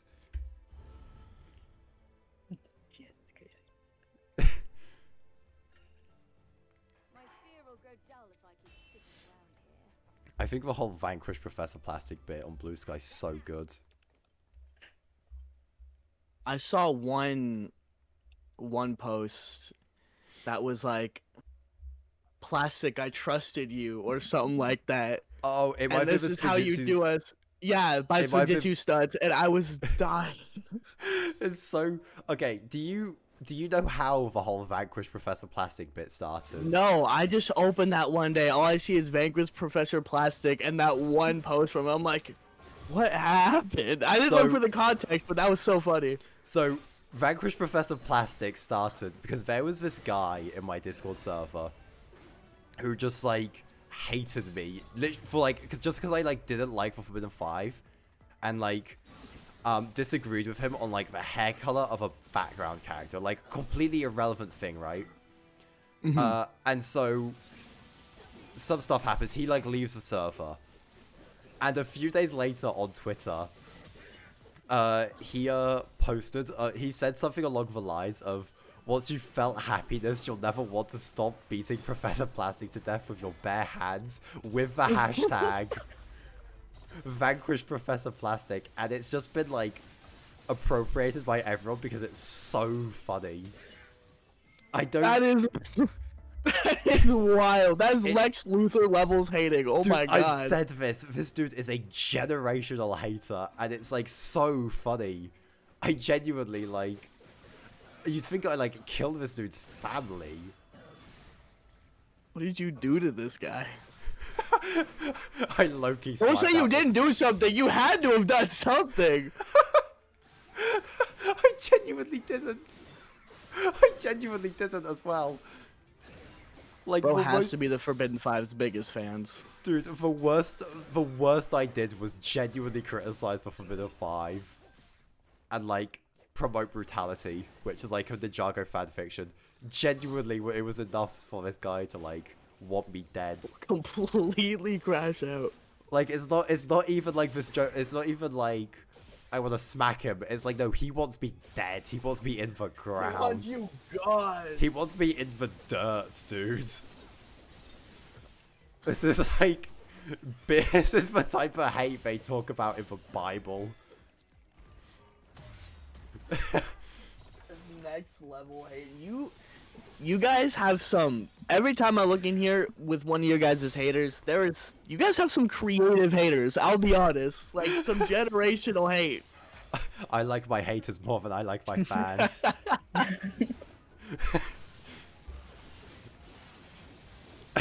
Loris in chat, challenge them to a duel, please. I will support your endeavors. We're going to be doing the Ninjago YouTube boxing match. I'll be seeing him at the next Creator Clash. I will. The Ninjago community was getting up there. I'll see this guy at the next Creator Clash. It's like the Gojo Nard win gif. Where it like pans to him like his sword in two. The end of Professor Plastic. Wowie in chat said, not gonna lie, Plastic, a few months ago before you began chuckling, you and Krusty streamed together and I could not tell you two apart. This is insanity. I'm gonna be honest, there was one stream where I think it was, might have been Krusty or maybe it was you. I joined in, and yeah, I could not tell for a second. I was like, wait, hold on. I think it might have Who the been... fuck is talking? It might have been Krusty's stream. I think that was kind of a big one we did together. I remember. Yeah. He's hopped in briefly on this one. He hopped in briefly on another one of mine. But I think the funniest comment I saw on the Krusty's live stream was some guy saying, "Not gonna lie, you two don't sound the same because one of your mics is significantly worse than the other." And it kills me because he didn't specify who. He didn't say whose mic, just one of them. He just It's said terrible.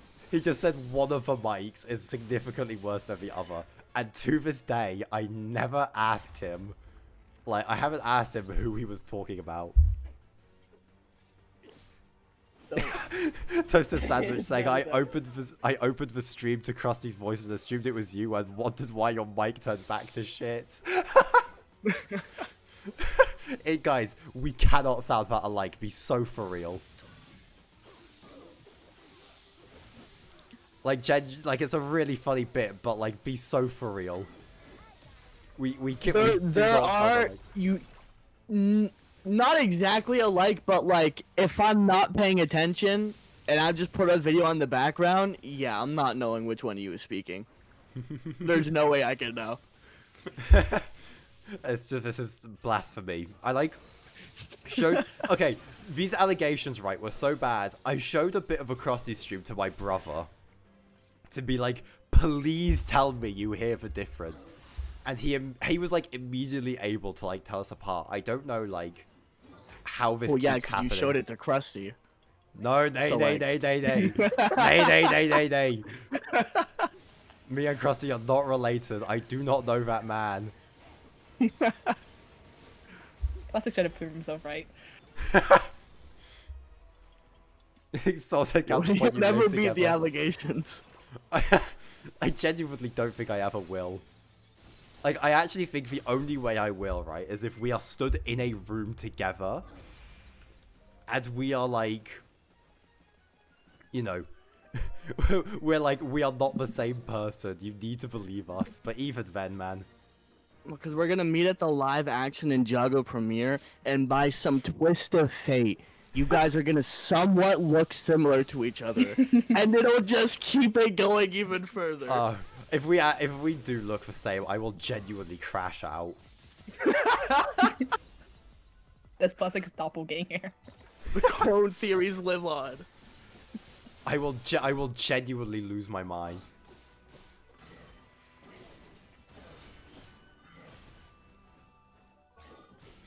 I need visual aid to tell you two apart. That's why I constantly have Plastic's live webcam feed on my corner. Yeah, actually, fun fact, How do you guys. feel about that? My face is being streamed to Toasted Sandwich right now. Toasted, you DM me his face pic. I need more information to properly dox him. to properly doc, you know, but you have my full address, but you know. Yeah, you know, and then I could use the address and the face pic, get the name, and then I could sell your information for even more money. I'm trying to become like one of those data brokers, you know what I mean? Sell your information.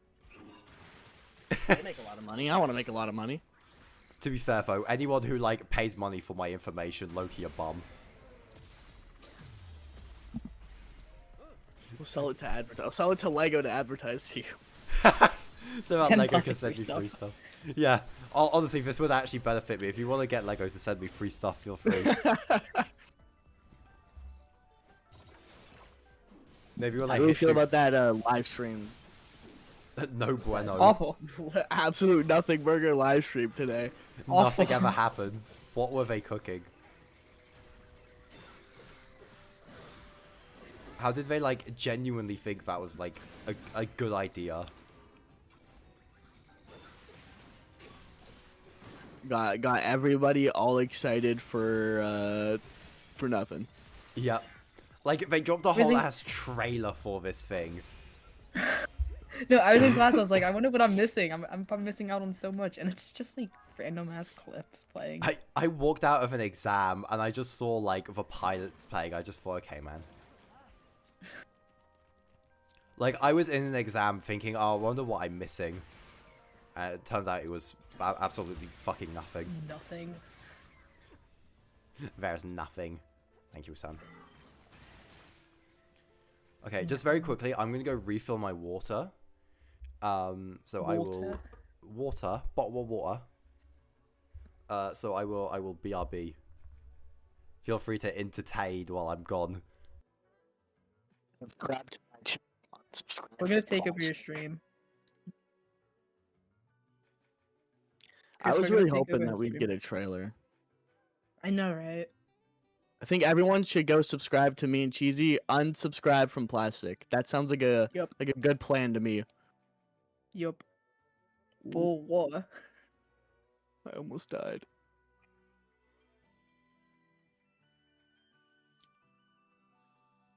Happy 15th anniversary, though. Oh, yeah. Crazy the series has made it this far. I know, right? It's insane. It's crazy. 15 and still going. Ain't slowing down. I'm really excited for season 4. Revival. That, like, 5 seconds of footage we saw in the teaser looked really good. Yeah, it does look Like, pretty just neat. straight aura farming. I don't know why Euphrasia's there, though, I'll be honest. I don't know why they felt the need to throw Euphrasia into the Lloyd and Arin plot. Yeah. I wonder how she got there, though.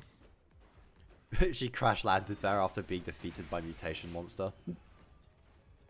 You definitely have not heard this Okay, before. she is This- not Hulk, bro. She is not Hulk. The Overlord is coming. Euphrasia just keeps like crash landing in places after like being defeated by like whatever seasonal threat we have. Get back here, Kyle from South Park. Oh, you playing Fortnite right now? Yeah. Very goated. I gotta play more Fortnite. I like played a little bit when the Ninjago stuff dropped and just kind of have not really touched it since. Only reason I know South Park is in Fortnite is because Wowie told me. Thank you, Weavy. The only reason I haven't hopped on Fortnite in like weeks. Why are we saying in chat that Garmadork and Cheesy should go gamble at the Shintaro Craft Casino, and I fully agree. That sounds like a plan, I'm gonna be honest. That sounds kind of fun. Yeah, no, dude. Okay, Garmadork, you know about Shintaro Craft, right? The like Minecraft server in Digiverse. Yeah, I've heard about it. Wiry built like a whole functioning casino. With like blackjack, it has roulette. It's like slots. It's genuinely like brilliant. I've lost so many diamonds there. I've yet to win. Maybe I So should don't get go one. to a casino with plastic is what I'm hearing. No, definitely go with me so I can watch you lose. So I can get that shit on camera. Thanks. Maybe in the coming weeks I might see if I can like stream Shintaro Craft onto YouTube somehow. And maybe I'll do like a gambling stream, but I don't know if it's like morally good to be like technically promoting gambling to like a young audience who like watches Ninjago. That's maybe not my most masterful gambit. It's fine, it's Minecraft. True, gamble in Minecraft. It is just Minecraft after all. Yes, but I can't have this leading to bad behavior. Dude, I don't want to get like some parent in my emails like, why did you teach my son to gamble? Why did you tell my son to put it all on black? I lost my house! How does Professor Plastic, why did you teach my son how to play blackjack and go all in? We've lost the house, we've lost the dog. They've taken the Ninjago sets. Okay, that's too far. That's too far. When you say the robbers can take anything, but they start reaching for your Ninjago sets. They start reaching for Old Town. Hell no. Who's on God? We are all copying Old Town this year. I gotta make space for Old Town first. I gotta I'll buy a have to see shelf how for much- Old Town. I'll have to see how much space I have when I move in like 2 weeks. Oh, you're moving? Yeah. Feel free to send me the address. Feel free to let me know. I got you, don't worry. This way you to go.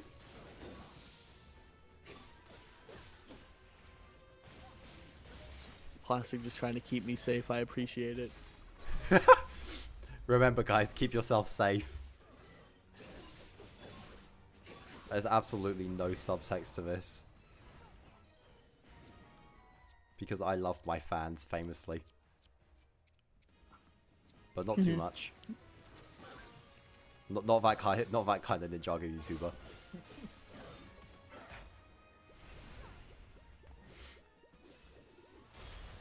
Kanji Khan for Jin building Old Town while watching this. Goated. Really cool set. I really want to build the Old Town. It looks like a fun build. I still got to get that in the monastery. I mean, it's not monastery. Blacksmith shop. Oh yeah. I mean, maybe you could ask Lego for it. Since you're like associated to them now.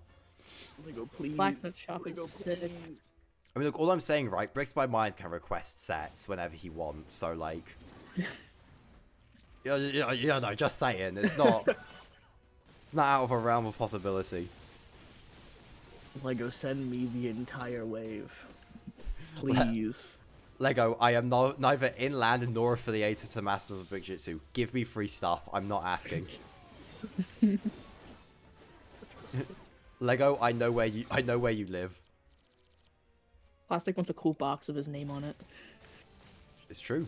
Me too. Me too. I'm really jealous of that. I want a cool box with my name on it. I mean, to be fair, I think every Lego box has plastic on it, so you know. Yeah, Why did I ever subscribe to you?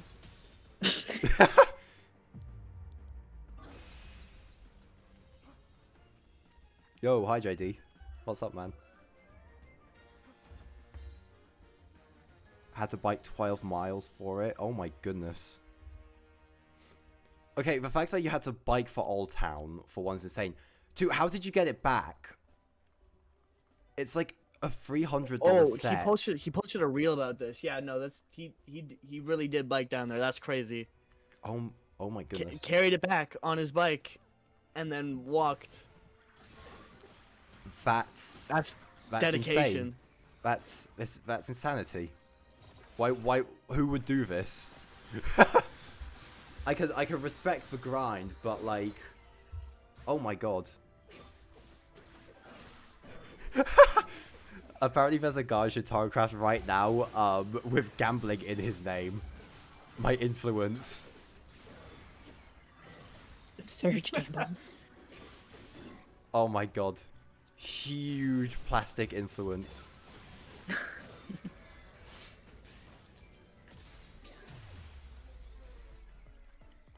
Oh, he left. We'll get him back. Remember, Wiry, they always come back to the house. The house always wins in the end. Have some faith.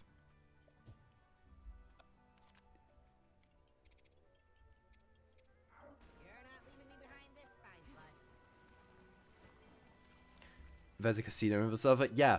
Melon Playground, if you go to the Nether Hub from Spawn, I don't know where you're at in the server if you are on.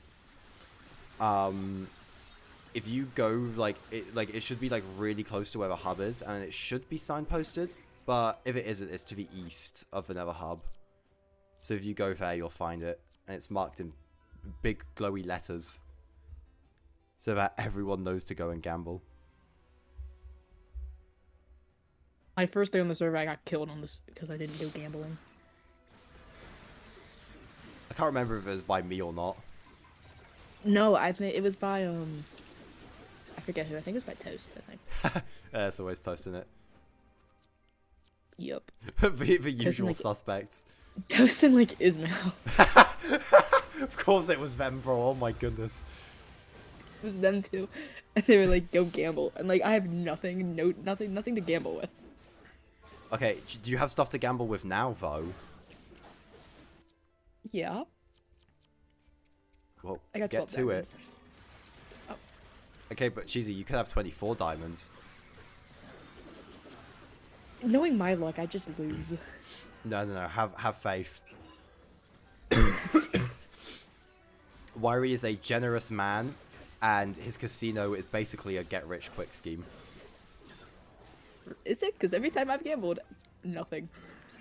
Well, you know, it's an investment. Oh, I see. The Surge gambling guy's back on.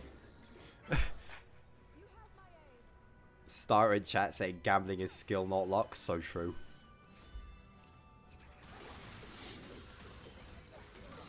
I love gambling. I probably have a problem, but like, man, gambling is so cool. Legal disclaimer, do not gamble. If you do gamble, I'm not responsible for it in any way. This is merely a joke and a bit. I do not endorse gambling. I do not endorse gambling of Professor Plastic viewers. If you lose all your money, this is not my fault. Thank you. I just realized I really shouldn't say I love gambling like live on stream of the like Ninjago channel. That's like, that is a top 10 worst thing you can say to like a presumably somewhat young and impressionable audience. Oh god.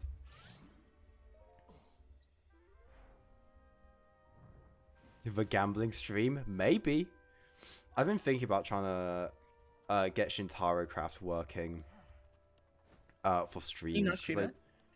What? Does it not work?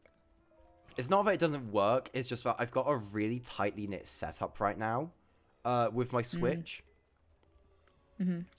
And so I would have to like create a whole new setup and like figure a bunch of stuff out to like not accidentally dox myself, because that would be unfortunate. But I don't know, maybe a Shintaro Craft stream could be pretty fun. If Plastic doesn't endorse gambling, no, that I do. If you lose your money, you can always win it back. So true, Toasted.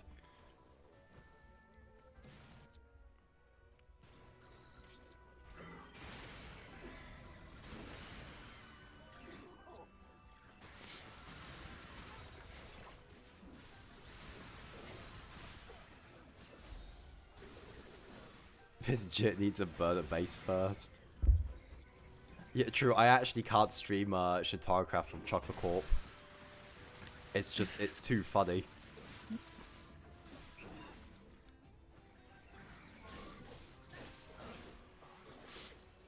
Maybe I'll stream it from like, maybe I'll just like get all the materials I need in like a shulk or whatever, and just kind of like detach myself. Maybe I'll just like do something at spawn so that people can hop in and like, I don't know, try and bully me.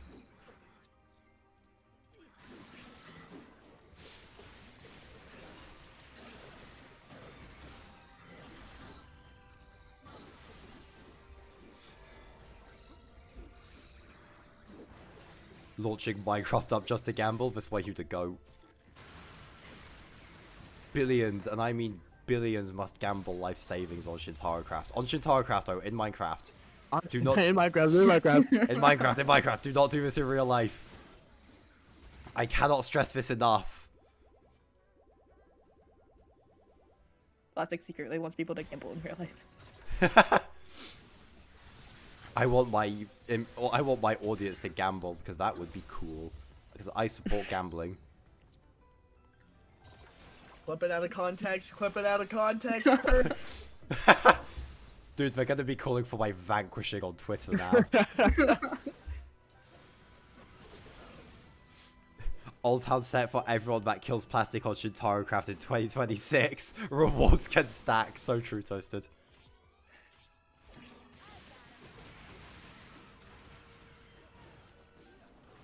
Send them to the pit. Pit battles, baby. Maybe that would be a good stream. Shintaro Craft pit battles. Those are always really fun and chaotic. Yeah. On Caitlin Bird's channel, there's a newly uploaded video of me, Weavy, and her fucking about with mod perms. After everyone had like left. And some very funny stuff happens. Pit battles out when moving to flower power. Dude, okay, genuinely, that's so real. Live flower power would actually go kind of crazy. Ninjago YouTubers play flower power. Yeah, no, that would actually be so cool, though. Could do, like, YouTubers versus fun. viewers. That would be fun. Plastic told me if I don't gamble, I'll get banned from Digiverse. Everyone tell Twitter. What's everyone's favorite way to gamble? Do tell. I'm in. Rogue Governor joined up. He's in the game. I will be honest, for a second I thought you just like completely left. You went quiet for a bit. No, I was trying to get into my Minecraft account. Feel free to give me the password. I can help you.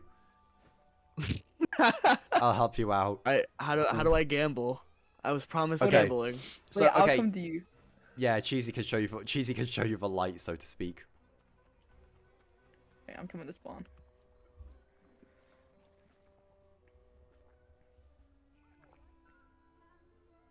Was that Wowie? The Weevil.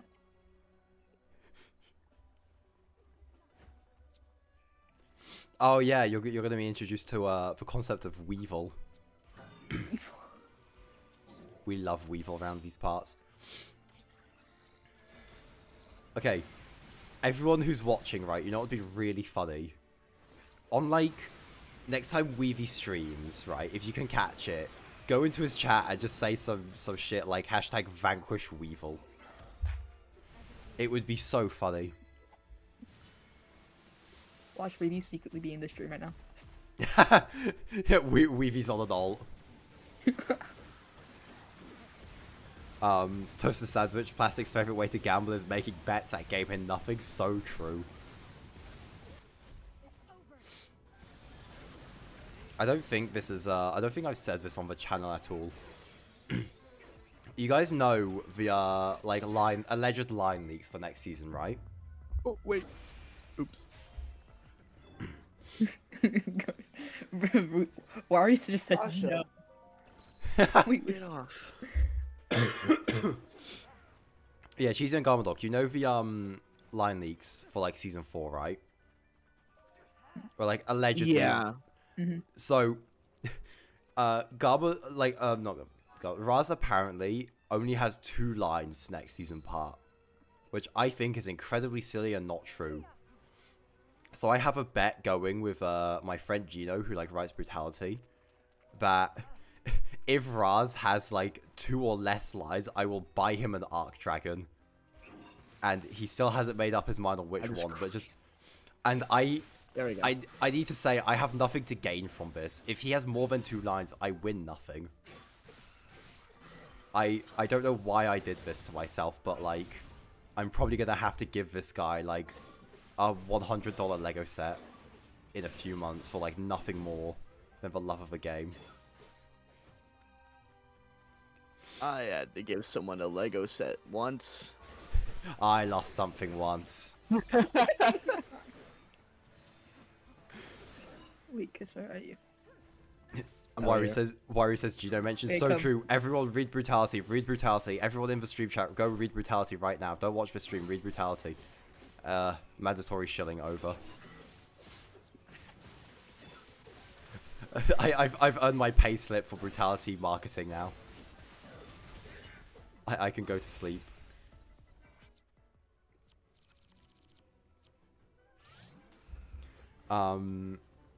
This is crazy. This is so insane. Cat. Yeah. Go away. Thank you. Loris in chat says every time you take a shot, every time Plastic shields Brutality. That's just alcohol poisoning, my friend. I'm ready to go. Brutality Glazer. Yeah, I am actually the Brutality marketing department. All for the love of the game. Oh yeah. I see you've got to the casino.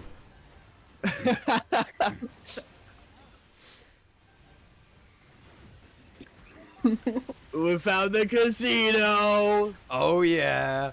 Tell me if you win. Tell me if Cheesy, you know how the casino stuff works, right? You can explain it to him.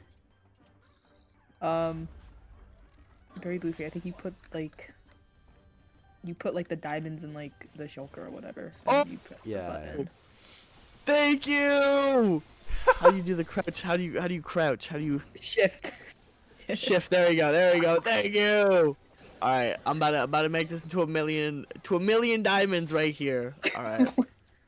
What do I go for first? Let's go blackjack. Let's go blackjack. Yes, blackjack's so good. Put it in here. Payback's so sweet. Yeah.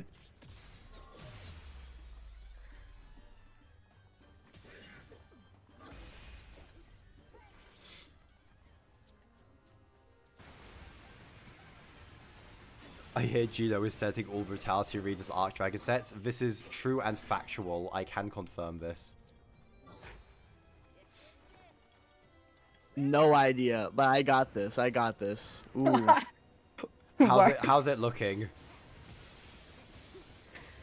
You know, I don't know how blackjack works. Well, no wonder you lose. Didn't No, I learn the don't play rules of a fucking game. I don't. No, I don't play blackjack. I do the spin to win one all the time. No, play What's that blackjack. one? That is blackjack. You see, you can actually like. There's a little bit of skill I in that. think I lost.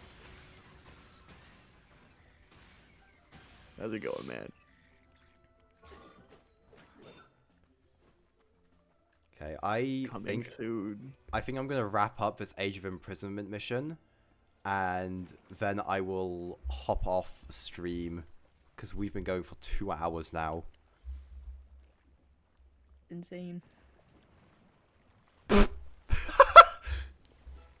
Garbadork, Wiry just sent me your like blackjack game. Genuinely crazy, dude. How did you fumble that badly? Holy I don't crap. know how this one works. I Dude. don't know how this works in That Minecraft. is- Leave me alone. That is a generational loss. Oh my god. Genuinely, how did you do this? Like, I genuinely don't know how you pulled this off. I'm starting my own Minecraft server, guys. It's gonna be called DigiCraft. It's gonna be much better than Shintaro Craft. It's coming late 2026. Get ready for it. And you know what? It's gonna have the biggest casino in Minecraft history.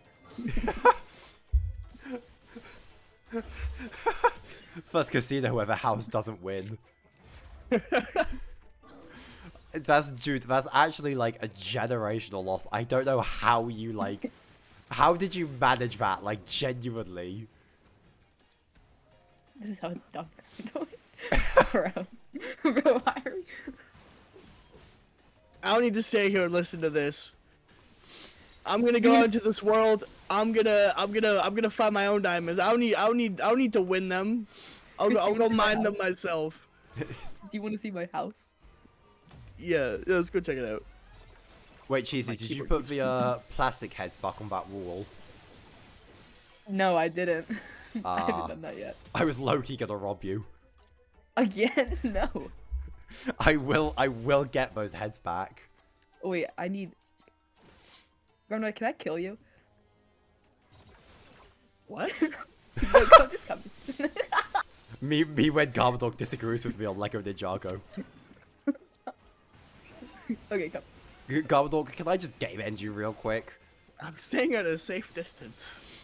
I need that. I need your player. I need is a strong word. I need the wall. I need the collection.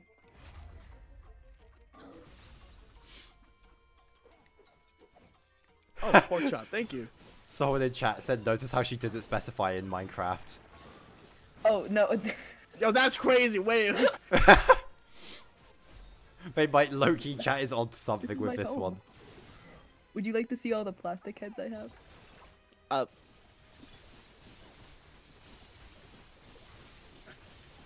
You can't open them, but I'll place them down. Is that like a chest? That's cool. Wait, hold on. I'll actually just give you permission. Actually, hold up.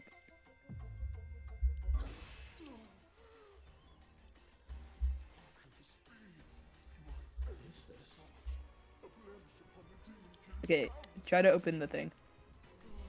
Oh! Bro, why are you just killed? Oh no. What do you mean payback is so sweet? Payback's so sweet. Oh god, dude, hang on, Garbledog. I'm gonna send the payback so sweet gif into the VC chat. It's so good. It's such a such a generational gif. Oh my god. Garbledog, check voice text real quick.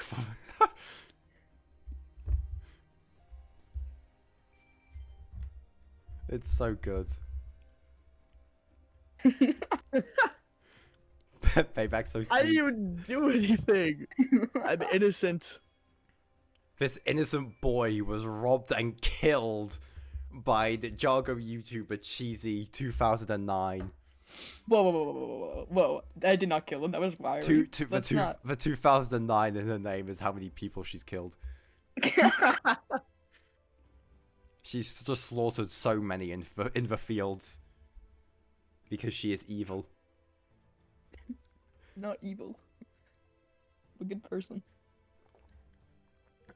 Lie. Why? What? What? What? What? What? Why do you say it like that? Like every single time. Every single time you just go, what? What? What? What? It's so funny. What? What? What? Wait, Chris, where did you go? That is Hero Brian. I wasn't bugging, okay. He's low-key me and Hero Brian chilling, he's on the server. Anyways, though, chat. Story Garmador had to be done? What do you mean it had to be done? Necessary step in the plan, but far from the only one. Oh, Ismail joined. Yeah, Garmador, you're low-key gonna die. Wait, where are you? Wait, Governor, Chris, where are you? I don't know. There's like a hole in the earth. Hero Brian's here. Dude got sent to hell. Dude died and got sent to hell. I'm actually crying, dude. You are describing the fiery pits of hell right now. Commodore got killed in Minecraft once, and his skin was just sent to the deepest pit. Did you like go down a hole? There's a tall building in the distance, and it's got pink, blue, and yellow on top. There's a portal over here. I'm on an adventure. Adventure time. Anyways, chat. We've been going for 2 hours and 12 minutes and 47 seconds. So I think this is where I'm gonna wrap things up. This has been a very long, pretty long, and very, very fun stream. Really appreciate everyone coming out, who's came and say hi, and massive thank you to Krusty, Cheesy, and Garmadork for joining me at various points throughout the stream. Links to their channels will be in the description. They are not currently because I low-key did not know who was going to be on this stream, and I just kind of didn't prepare beforehand, but they will be there, I promise. So please go subscribe to both of them because they make some really, really good videos. Is there anything else you guys would like to shout out?